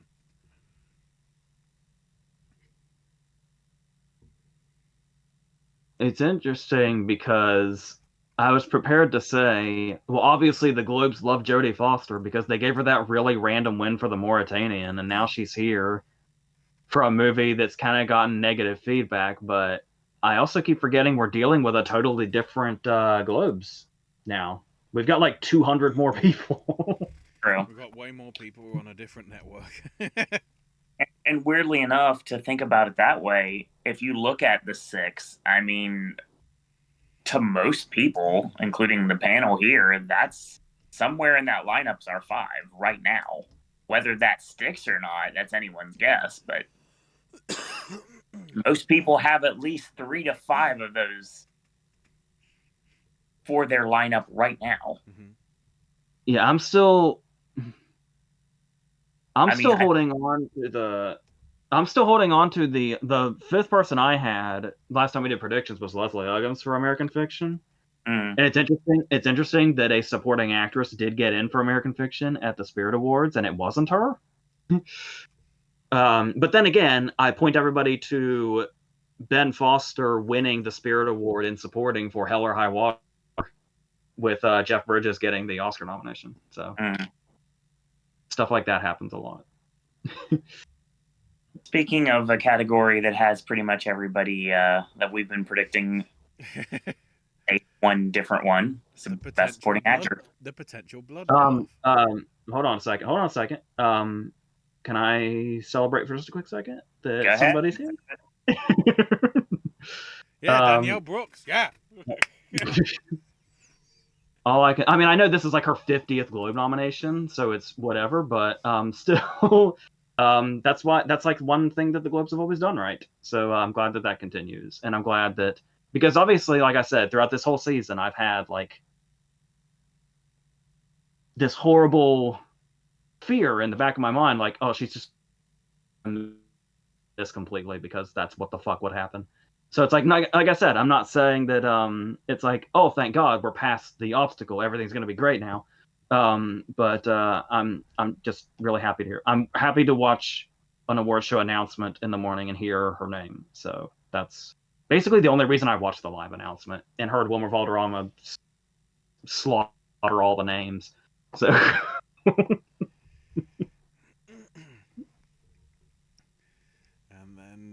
The bloodbath that is supporting actor.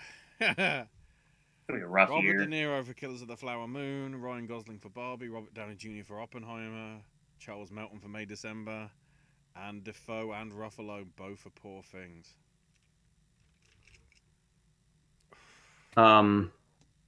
Everybody? I don't know who hasn't seen May December. This fucking Charles Melton thing is for real. Yeah. I was watching the movie and he was kind of sitting there. He introduces himself to Natalie Portman. He's at the grill. He's at the dinner table. And it's like, oh, I'm sure he'll do something soon. Because I think he'd already won New York by the time I saw the movie. And he'd won Gotham. And it was like, oh, I don't know if he's going to go. This will be one of those things where he'll do well at the beginning, but he probably won't, get an actual Oscar nomination. And it's like, but then maybe he'll have the one big scene that'll get him to like the Spirit Awards, and that'll be it. So like halfway through the movie, he gets a really good scene. That scene on the roof with his kid. And it's like, damn, that was good. That was really good. And then he has another scene. And it's like, holy shit, that scene was really good too. And then he has another one. And this performance gets bigger and better and more defined as it goes. And by the end, it's like, this dude's getting every nomination. Every fucking nomination, and he's gonna deserve it. I was really blindsided about it because I had no expectations for him because I'm not really familiar with any of his work prior to this. So that performance totally blindsided me. And whatever he gets from here on is deserved. I still think Downey is my favorite in this category of what I've seen, but if Charles Melton like swept, I'd be okay. It would completely be earned.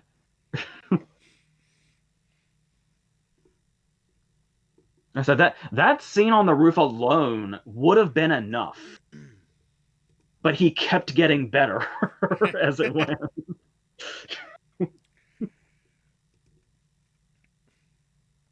So,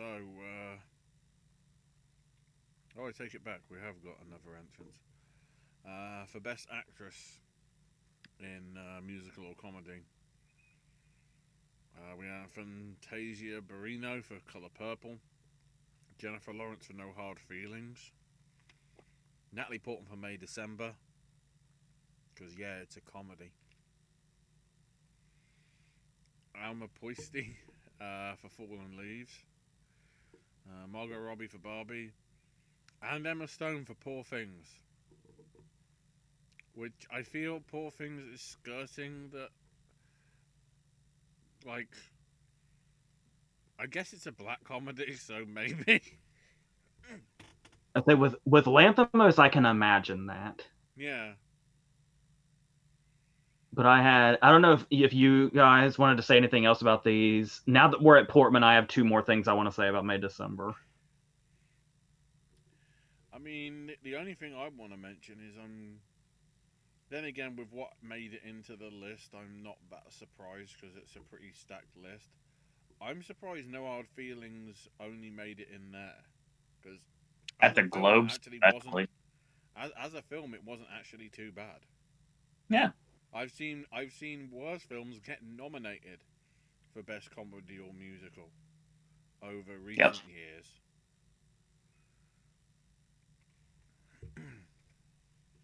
Anyway, to the Portman love. The Fallen Leaves nomination is interesting also. That was kind of out of nowhere, it felt like.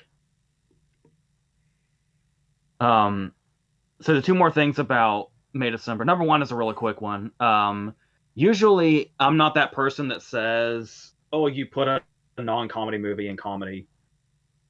Like, I defended putting The Martian there because The Martian's hilarious.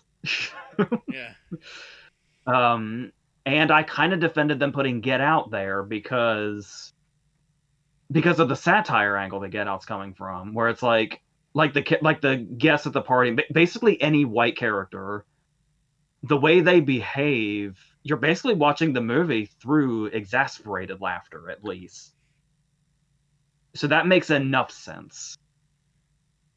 Not only is May December not a comedy, it's kind of fucked up to think of it as a comedy. Like with all the subject matter and these characters, I do not know where this placement is coming from at all. Like, it's not even black comedy. I don't see it that way anyway. I mean, I suppose with the Portman character and how repulsive she ends up becoming, maybe that's darkly comedic, but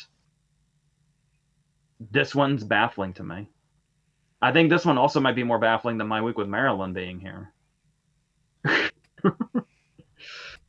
And that was the other point I was going to make was after I saw May December, I was talking to Owen about something where May December has done very well critically. It's doing very well with Critics Awards, and it did pretty decent here. I'm very curious if the industry feels the same way, because this movie is not a flattering look at the movie industry. Because Julianne Moore slept with Charles Melton when he was a 7th grader, went to prison for it, and then married him. So you would think the worst, most repulsive character in this movie is Julianne Moore. And then Natalie Portman plays an actress who's going to play Moore's character in a movie, so she's here for research. And Portman's character gets so repulsive as the movie goes on. And it's like, in the way, like, there's, I don't think it would be saying too much to tell you what the scene is, but there was one particular scene where I was like, where it's like, for a while you don't necessarily get that vibe, like, oh, maybe she's just a vapid actress and that's the extent of her, you know, repulsive nature. But there's one moment, there's one scene, and then that makes you say, oh, that's kind of fucked up. And then she only gets more fucked up as it goes from that scene. So the way you're describing Oh, it well, is sort of similar to, what was it? Kate plays Christine. You know, where the actress was hired to research into Christine. I can't remember her surname, but she was the woman that was a news reporter that shot herself on live television. Yeah, I think it was Caitlin Shield that was in that movie. Mm-hmm. I was thinking more of like the Mary Kay Letourneau style angle from the 90s as well. Mm-hmm. Well, the scene that initially put me off the character, which is the point of the thing, is she's looking at audition tapes for the young actors that are going to play the 7th grader she's supposed to seduce. And the way she's judging these videos is like, oh fuck, this character's fucked up. And then she only gets worse from there. So she's basically just as repulsive as Julianne Moore is, while Julianne Moore is kind of becoming more sympathetic compared to Portman's character getting worse as she goes. But the only real sympathetic character in the movie is Charles Melton. And he's just in the middle of these disgusting fucking people.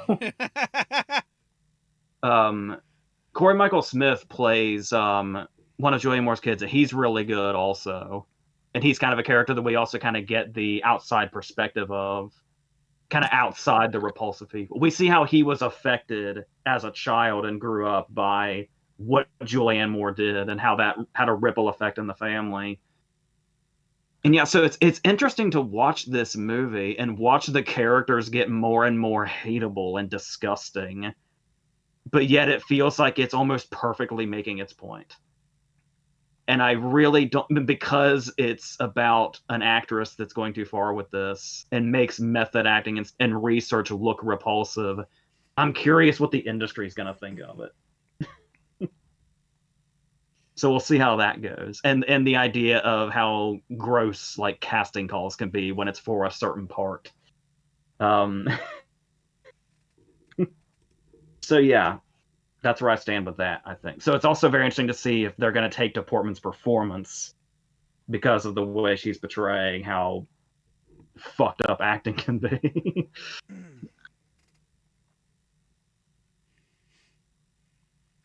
And then on the actor front, Nicolas Cage for Dream Scenario. Timothy Chalamet for Wonka, which I feel is only in there because they have to accredit the word musical. Matt Damon. And the fact that every Wonka actor has been nominated for a Globe now.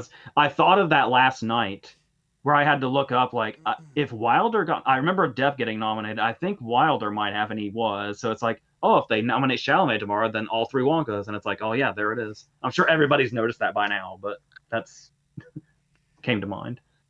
Matt Damon for Air. Paul Giamatti for The Holdovers. Joaquin Phoenix for Beau is Afraid. Dramatic pause. And Jeffrey Wright for American Fiction. Why the hell did Phoenix make it in? I mean, I haven't seen 3 of these, but I fucking love this line. No, I haven't seen 4 of these, and I love this lineup. And yeah, I would say if you relate enough to Beau is Afraid, it's definitely a comedy. I think it's comedy for all the wrong reasons. It's the reason it's funny to me is also the reason it's horrifying to me. Yeah. I feel Beau is Afraid on such a transcendent level. Yeah, there was more humor. There was more intended humor in Midsummer and Hereditary combined than what I got from Beau is Afraid.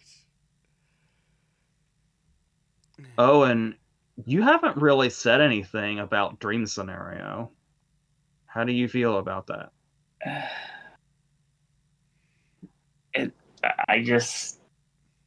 Cage is fine.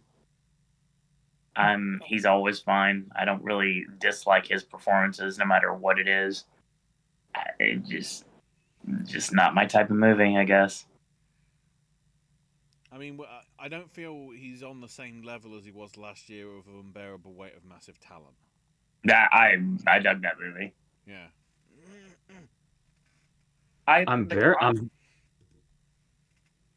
Yeah. I was going to go on something else, so you can stay on Cage. That's where you were. Yeah, the concept is fine, and I thought I would dig it more than I did, and it just skipped for me. I didn't want it to. It just kind of did on its own.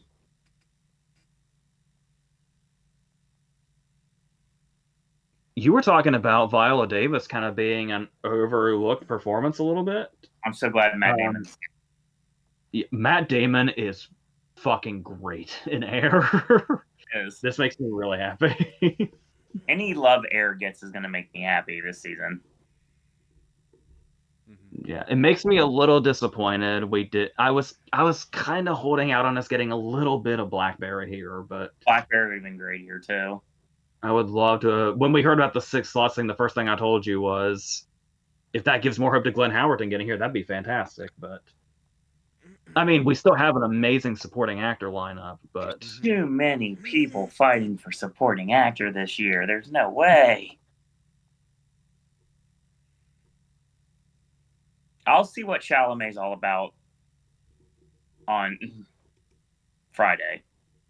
And Friday's my Poor Things viewing too, so. Oh, that's going to be an interesting double bill. There might be a third. It depends on the circumstance. I'm waiting on their bookings. I guess we'll find out if there's a third movie or not. Yeah, because I should be. I know I'm seeing The Holdovers. I'm pretty sure I will also be seeing Dream Scenario and Wonka, like, within this week, probably. And of course, I've got the Sneak of Iron Claw that I'm watching Wednesday night. What? So Dynamite is getting sacrificed for the Von Erichs? I am literally flipping my plans. So Thursday will be Run, McDonald's, and Dynamite. So on Wednesday, I'm actually going to go to Blaze and Disney Springs and watch the movie, and then I'll watch AEW the night after. So be prepared that half of the discussion about Muppets Christmas Carol will just be how good the Iron Claw is. That's a very good possibility, actually. Same with Poor Things. Or maybe we'll save that for next week when we discuss the Critics' Choice and whatever else gets announced. So, for Lead performances in dramas. On the actress front, we have Annette Bening for Naiad, Lily Gladstone for Killers of the Flower Moon, Sandra Huller for Anatomy of a Fall, Greta Lee for Past Lives, Kerry Mulligan for Maestro, and Callie Spaney for Priscilla.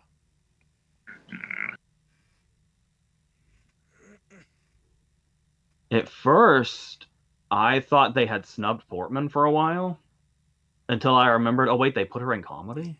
Mhm.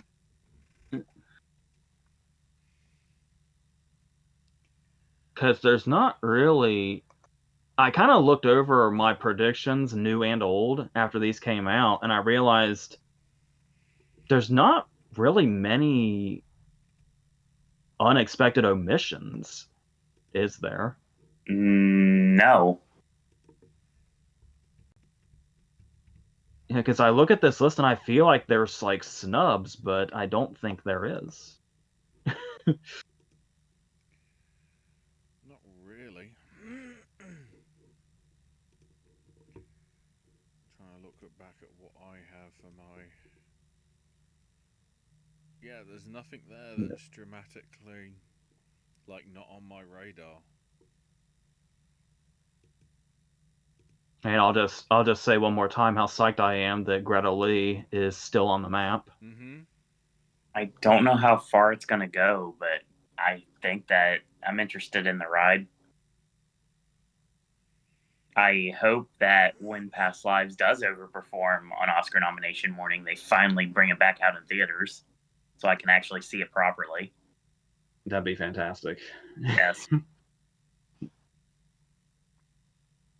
Because I got these Oscar rules. Everyone knows about the fact I need to watch Best Picture theatrically, preferably twice.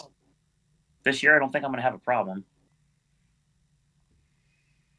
And then on the lead actor front, we have Bradley Cooper for Maestro, Leonardo DiCaprio for Killers of the Flower Moon, Coleman Domingo for Rustin, Barry Keoghan for Saltburn. Again, drama? I guess. Cillian Murphy for Oppenheimer, and Andrew Scott for All of Us Strangers. Yeah, when they did comedy first, I just automatically assumed Barry Keoghan had been snubbed. I did not expect them to put Saltburn in drama. Putting Saltburn in drama is weird in itself, but the fact that they at the same time thought May December was a comedy, I don't know what the fuck. I think they flipped the movies and they didn't realize it. It has to be something like that. Nevertheless, I'm very psyched that he's here, and I'm psyched that Coleman Domingo is still on the map.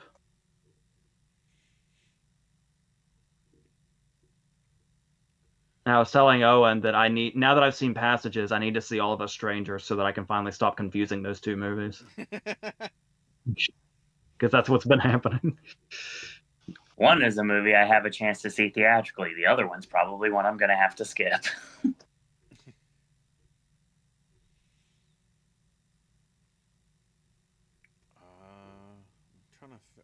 trying to remember where I know Andrew Hayes' name from. Oh, he did Lean on Pete in 45 years.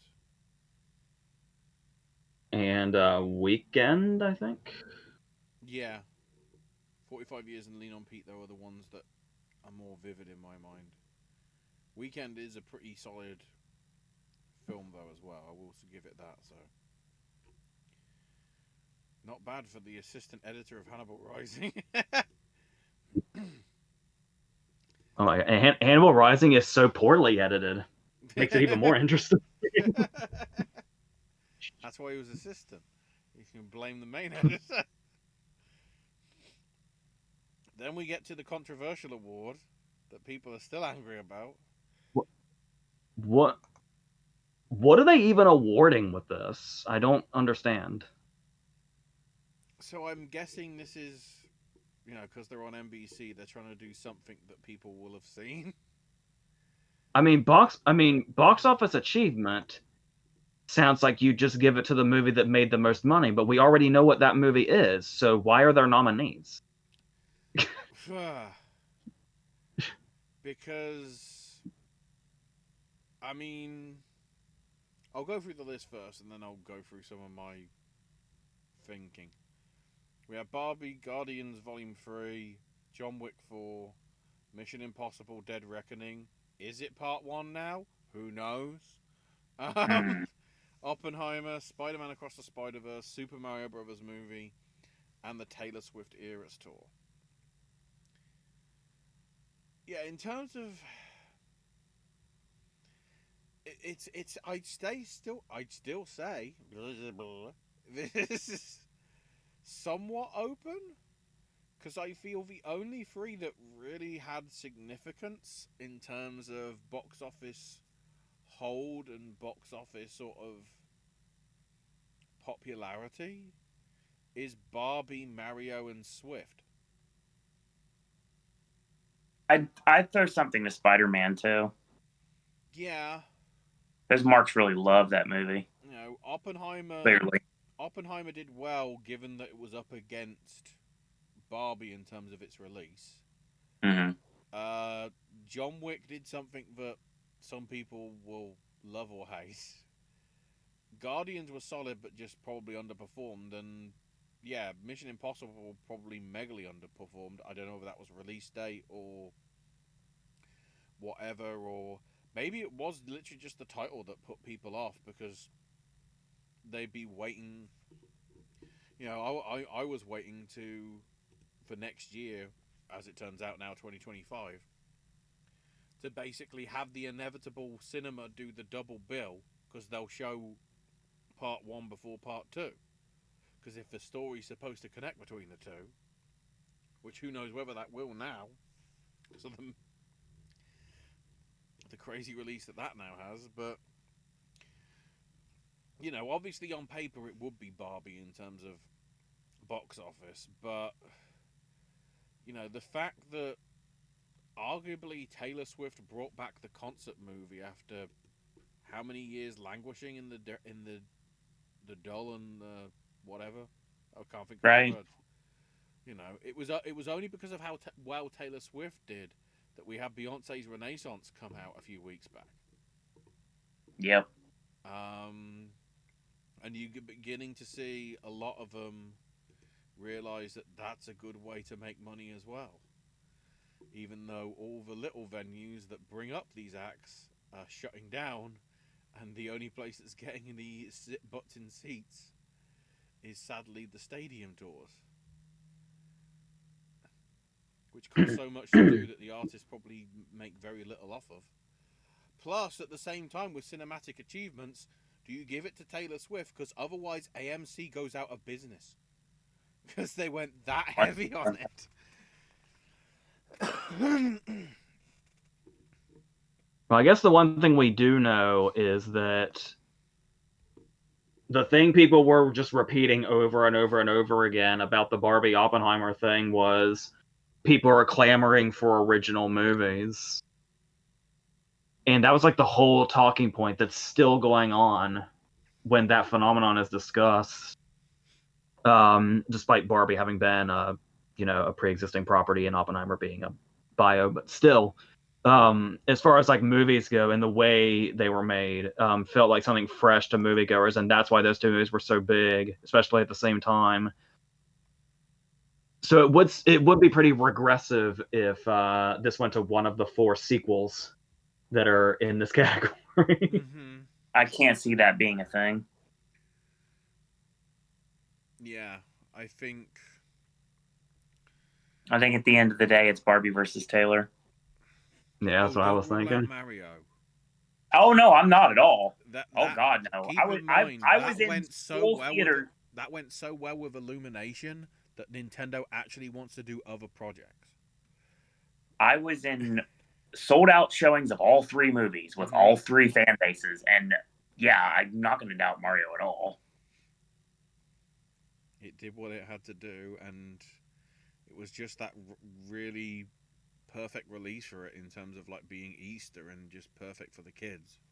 And Fun also atmosphere. there was nothing on Nintendo at the time because you had to wait another month for the Zelda game to come out on Switch.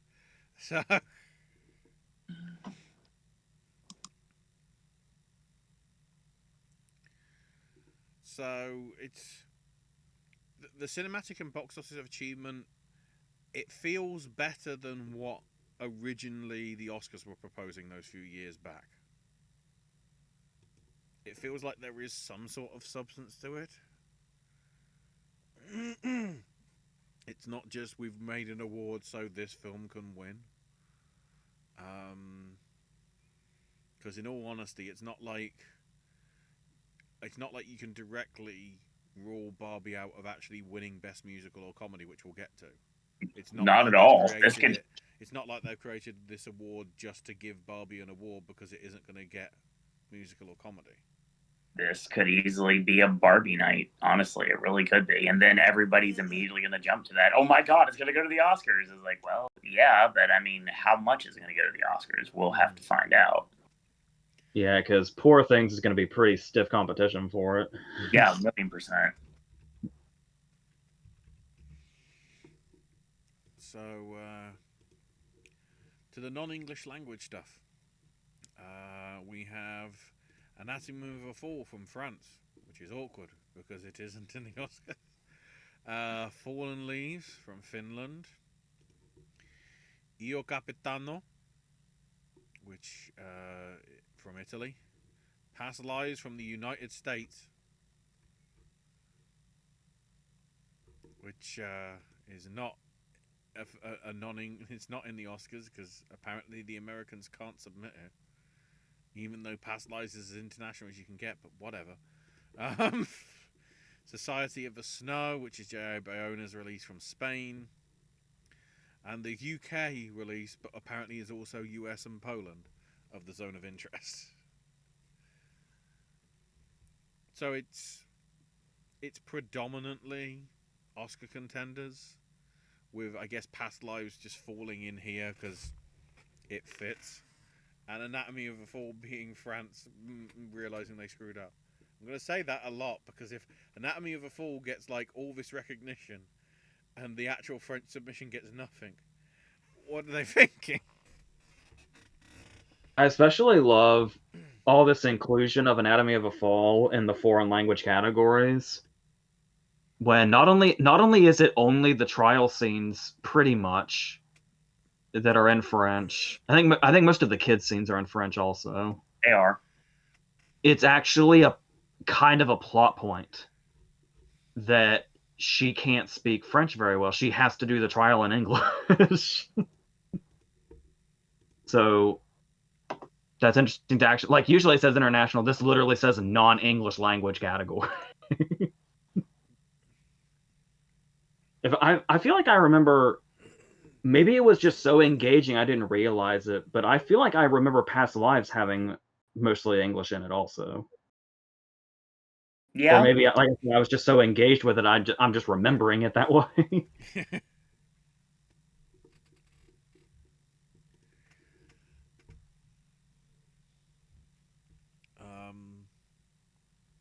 For animated, well, we have the one of the hour, The Boy and the Heron, Elemental, Spider-Man Across the Spider-Verse, the Super Mario Brothers movie, Suzume, and for some reason, Wish.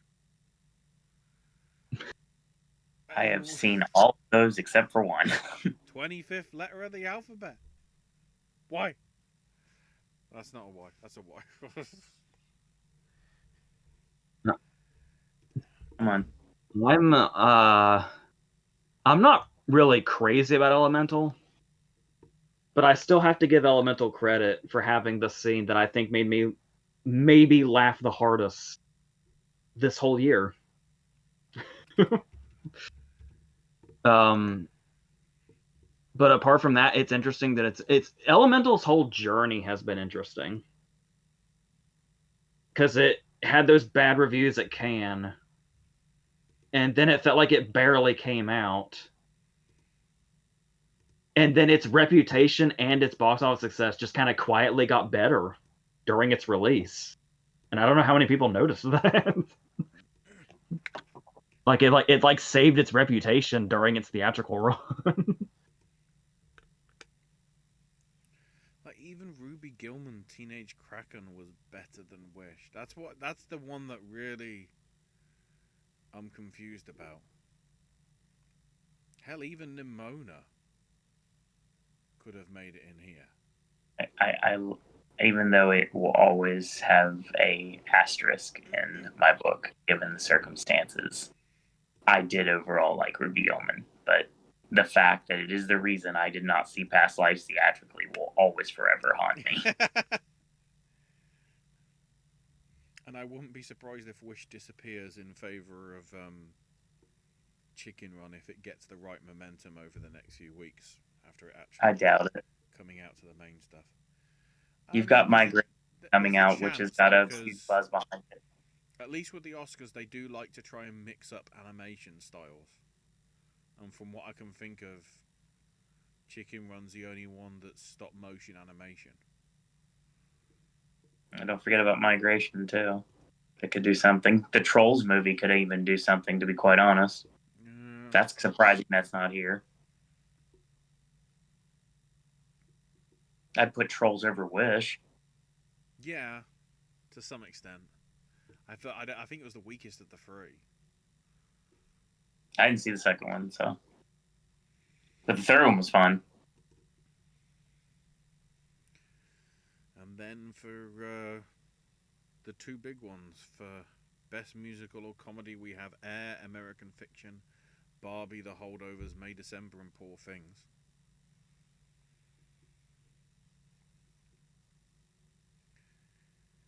Which...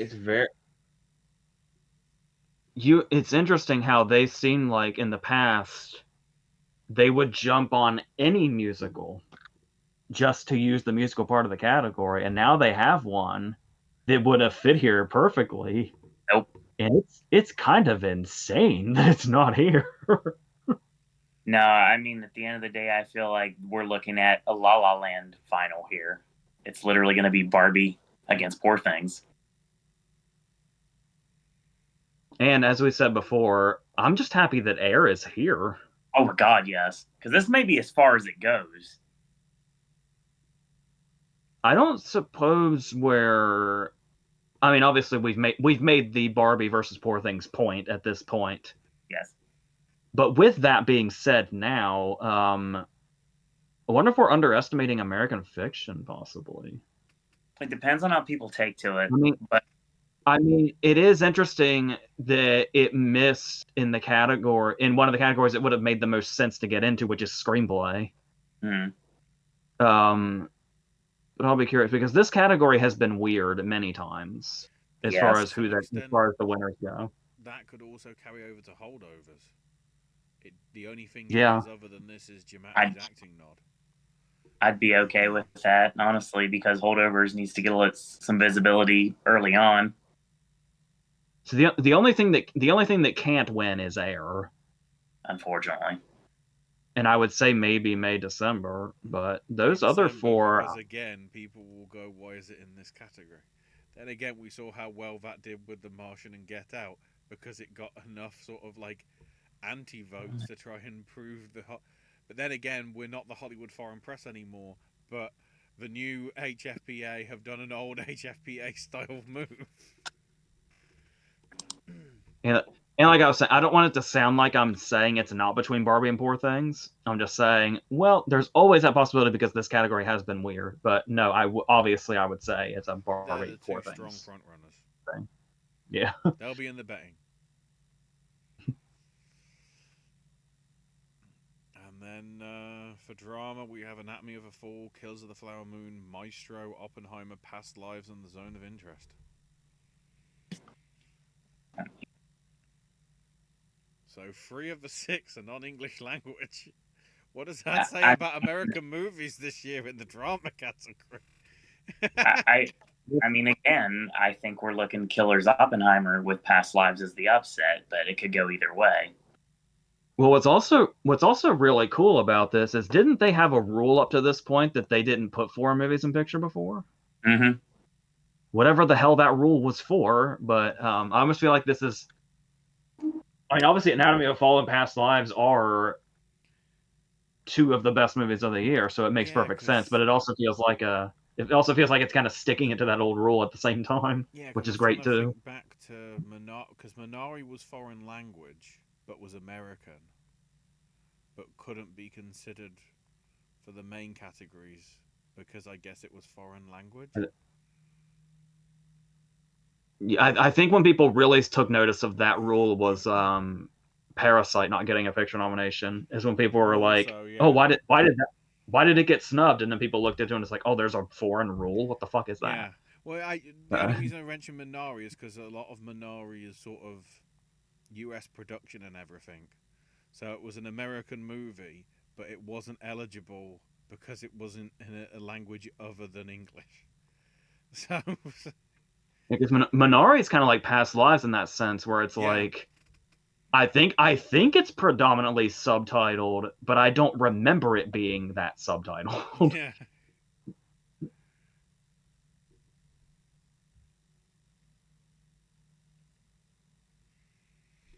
Is that it? Yeah, when the thing is, we don't know who's hosting. We are less than a month away, and we have no host for the thing. We just know it's going to be on CBS directly after whatever CBS football match they're showing. That's fair. That afternoon. I don't know who has the rights to show what matches. When we get close to the time, I'll be able to work out whether it's going to be which game it will be, and so in terms of how long it goes, that could be interesting. I was about to say it'll probably be somebody underwhelming like Fallon, but I forgot we're not on NBC anymore. Yeah. Hang on. Who's the talk show host on CBS? Colbert.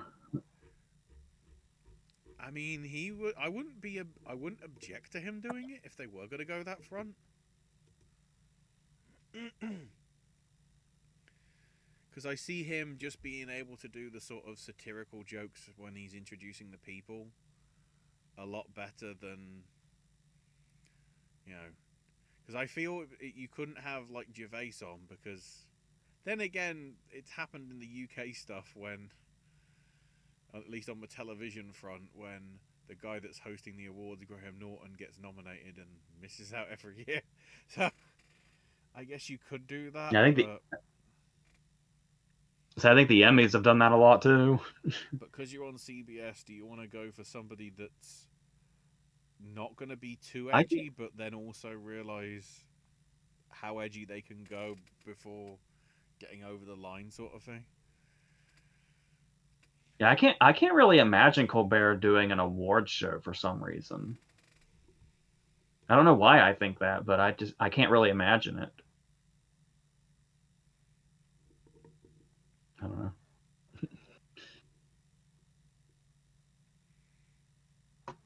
But yes, that is a lot for this time.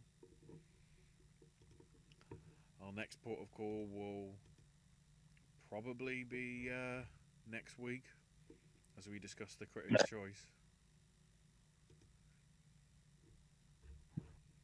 And maybe mention the PGAs.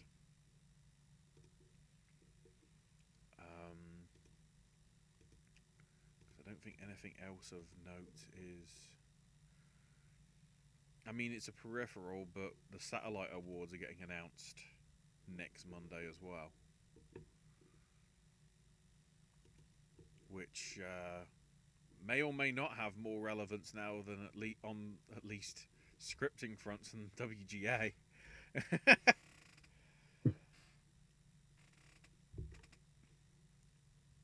But yeah, we'll work out when we'll be back from whatever discussing the other stuff. We'll let you know on the socials and all that. But next time we'll be back live will be Sunday to discuss the Muppet Christmas Carol. I'm trying to think. Is it going to be close to its 30th anniversary, like by day? I'm trying to remember when it released originally. Oh wait, it's 1992. Mm-hmm. I thought it was 93. What? So did it just come out here 12 months later? Because it's like getting 30th anniversary screenings here now. It's literally, it would have been today, a year ago. Yeah. Now I'm confused. But yeah, so we'll be back on Sunday to discuss that. But between now and then, check out all the other content here on the channel.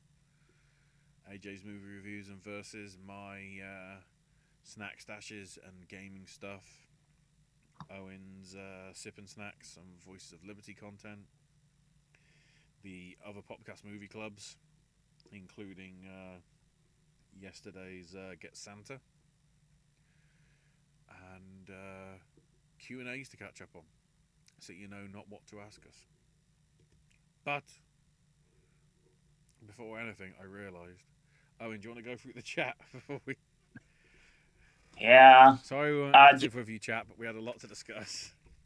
Josie, I will say you sent me a bunch of things. I'm going to keep those for and because we're running a tad bit long, I'm going to try to keep those for next time since there's a lot of QA questions there. I want to make sure everything's in here.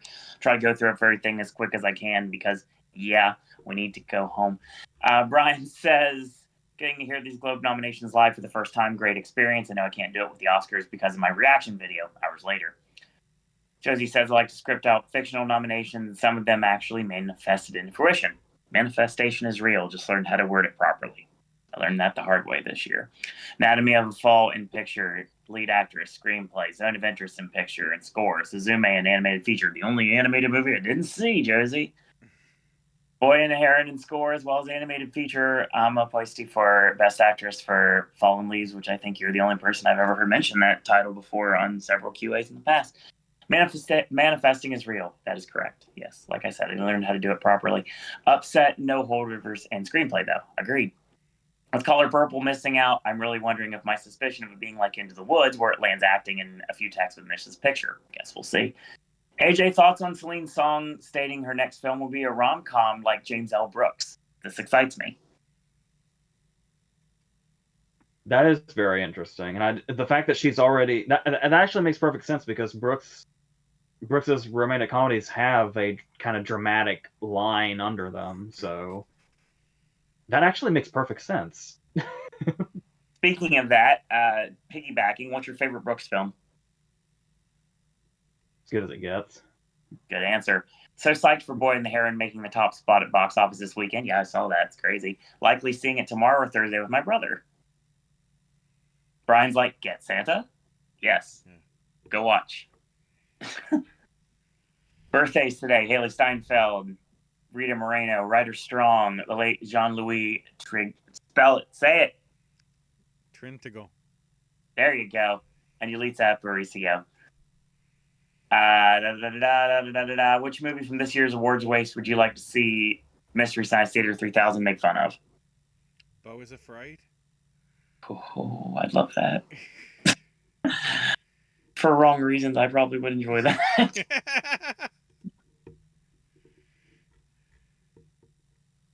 AJ, answer. Maybe Saltburn. Oh, that's actually what I was going to do as well. I mean, but I wouldn't want it made. It's too good to make fun of. I just want the reaction. Don't necessarily want it made fun of, but I want the reaction to the holdovers. Color Purple was awful, says Spencer. Melton is amazing. Go Zone of Interest, go. This movie will blow you guys away. I guess we'll see soon. I just saw holdovers and Sessa deserves the Oscar. Yes, in another year, this would be something I'd be championing right now. So you said very excited for Zone of Interest. I think it could pair really well with the right white ribbon. Interesting. See that? Speaking of Cassavetes, I recently watched Minnie and Moskowitz and loved it, starring Gina Rollins and Seymour Castle. Favorite Cassavetes film?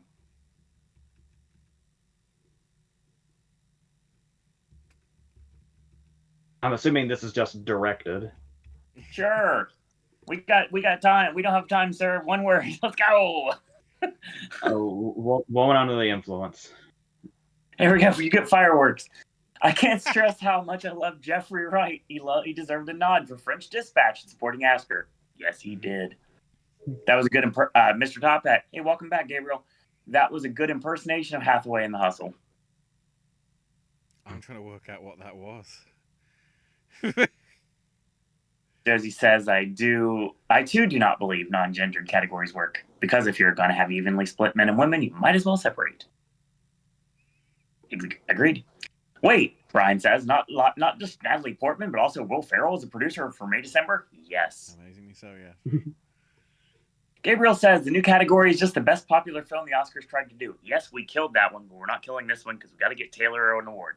Anyway, Brian says, I think you have to be a PGA member to get the Oscar nom for Best Picture, so I don't know how many PGA members are producing May December. Way to look at it. Robbie produced Barbie and Saltburn. Stone produced Poor Things. Very true. Also, can we bring this up? The Oscars are now going to be at 7. Yes, 7 o'clock. This is going to be great. And it's planning to end at 10:30. Ooh. That makes me so happy. I'm not even going to lie. We might be able to get it wrapped up before 1 a.m. rather than 2 a.m. I thought that would be amazing. I'd say a smart move to start the show an hour earlier instead of a carpet event. Yes. Brian says Meryl Streep beats her own Golden Globes record. Correct. This is going to be the 6th year in the row she is not nominated for an Oscar. She's given up on film. I shouldn't say that. No. What's she working on? What's she got? No, apparently that's Nick.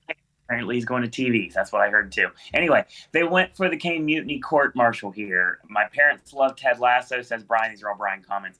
Remember at the Oscars, 3 songs from the same movie can be shortlisted, but only 2 can get nominated. Yes, that is very correct. Can we just get Jack Black to host? He can entertain any age demographic. Yes. Let's go. Yeah, that'd work really well, actually. I'm down with that. At least with Peaches, it's in the movie and not just a credit song. True. Stern interviewed Cooper last month and asked him, would he rather win an Oscar for Maestro or the Eagles winning the Super Bowl? He said the Eagles. Yeah. Well, the problem is he asked, would you rather you and Carrie win? So he threw Carrie's win under the bus for the Eagles as well. I know we have a connection, obviously, in multiple ways now. But at the end of the day, do not throw Carrie Mulligan under the bus. Nominations for SAG won't be until a month away on the 10th, says Brian. If Benny wins the Globe, we better watch out. I don't think so. If there's one thing I'm not happy with, Taylor Swift, Brian, we're going to stop you talking now. Because there's one thing I don't like about 2023 is the obsession with Taylor Swift from our fans who can't handle criticism. Again, you're not allowed to talk anymore. Especially the news media, because when I watch Good Morning America, they always have to mention her every week, and I effing called it. She was going to be Person of the Year. Yeah, everybody knew that. Come on. She had a cat. Water is wet. Isn't? Aren't all fan bases bad at taking criticism? 1,000,000%. And now with her dating, this is his words, now with her dating an NFL, can anyone just about her and get a life? No. If the Globes was a public voting ceremony, Taylor Swift Eras Tour would run by default, yes. Hi, Jameson Adams. Welcome back. Found Barbie very immature. I know the feminist messages, but the comedy of Barbie and acting will keep it out of winning Best Picture. It'll be nominated, but won't win. No, it's not going to win Picture, but it's getting nominated. Speaking of John Wick and Mission Impossible, a little head-on visual effects. The Branch did their first round of 20 picks. And the thing that is a big thing we did completely lost over, Oppenheimer is not listed. Yeah. Crazy. Josie says, I almost wish Shape of My Heart from Leon the Professional was an original song, so Sting could have performed it at the 94-95 Oscars. Yes. I want to see Past Lives or The Holdovers win, says Jameson. Honestly, I wouldn't have an issue with either one of those. They're both fantastic movies. Brian says, forgot to mention, my parents watched Barbie a few weeks ago. They said it's one of the worst movies they've ever seen. Movies are subjective. No kidding. I can't say because, as you know, I won't be watching that till post-Oscar season with the marathon. Yes. Jameson says Anatomy of a Fall is a winner. Yeah, this is how long ago this comment was. Zone of Interest is utter garbage. I guess I'll find out soon enough. Past Lives will get Best Picture nomination, not foreign language. I could see that happening. Boy and the Heron should win. F Spider-Verse, yes, exceedingly overrated. Jameson says Elemental won't win anything. AJ, get off of it. I don't think that's going to happen. Do not worry. Josie says it's interesting how this summer between Oppenheimer try and take it home. Elemental won't win anything, AJ. Get off of it. I'm not sure. When did I say that? I said its reputation got better while it was in theaters as far as the way it was viewed, the movie's quality itself, and its box office. Yeah. I think you kind of heard it. releasing it as part of Cannes, I think, hurt it. All right. No idea. Interesting how this summer between Oppenheimer, Past Lives, and Barbie had the lowest audience score. Yeah. Brian says, what is punishment for something? I don't know what it was. Don't mislead viewers thinking films like Barbie or Elemental have a chance. I know this is a nomination stream, but you shouldn't hint at the actual winner. No, that's a video for a later time. Jameson says Oppenheimer will get Best Picture, with the director will go to Cooper. And I guess we'll see. I think Nolan's got a better shot. The actor will be Paul Giamatti. I wouldn't have a problem with that, but I don't think he's challenging for the win, but I guess we'll see. Speaking of Pixar, it was announced that Soul, Luca, and Turning Red are going to theaters next year, which means I finally get to see them. Sal. Yes. Yes. Did you hear that, AJ? I'm really put off by this cunt. What were you saying? Oh, dang. Wow. Hey, Fabe. Show's over. Turning Red, Sal, and Luca are going to be going to theaters finally. So I finally get a chance to see Soul and Turning Red next year. Yeah, I heard about that. Turning Red? Excited. They're kind of doing that catch up finally. Tickets on sale January 2nd for Sal, on Jan 12th, Turning Red on February 9th, Luke on March 22nd. Jameson says Gladstone will surprise everyone and get a nomination for Unknown Country. I don't think anyone's going to be surprised at this point. She's got a lot of buzz going on. I think she's got a really good chance to win. Adam says need to watch For Your Consideration videos with Scott Mantz, Perry Nemiroff, and Jeff Snyder. I am very annoyed by Perry Nemiroff, actually. Anyway, that's because I see them all the time when I'm doing it. She's the one that does the gimmick. You don't have an AMC, so it's the one I have to see all the time. She does this Perry's Picks gimmick before rolling starts. We have that as well. Yep. She's Roma universal. Where are we? Roma had that same rule issue. Minari had some lines in English and Korean. Yeah, correct. Brian says in one sentence. Don't know what that means. Josie said, "Oh, and you look kind of upset. What's wrong?" I'm fine. Yeah, tapinthewatch.com. PGA for documentary will be announced tomorrow. That should be, wherever. You skipped Bry's bit. At least it won't be James Corden. You put it into the multiverse. It's happening. Oh, God, don't do it. And so it's another rousing game of loaded questions. Hey, if I did that, the shows would be 15 minutes long. Anyway. When Ashley finally comes back, we can take this home. Thanks, everyone, for joining us tonight, whether live or in archive. Join us again next week when we're going to be talking more awards, like nomination coverage. We'll actually predict videos later on as we progress. We've got Popcast Movie Club coming up for Muppet Christmas Carol on Sunday night. We got that looking forward. And next year, some rules are going to change when it comes to Movie Club. You'll know what I mean soon enough. And QA's probably return after the first of the year if we don't get one last one before the year's over. I think that's the end of the show. Thanks, everyone, for joining us, whether live or in archive. And that's going to be your show. So watch movies. Go make Taylor Swift money. Happy birthday. And in the meantime, thank you guys and girls out there for watching. And until next time, boys and girls, that's all we got to say about that.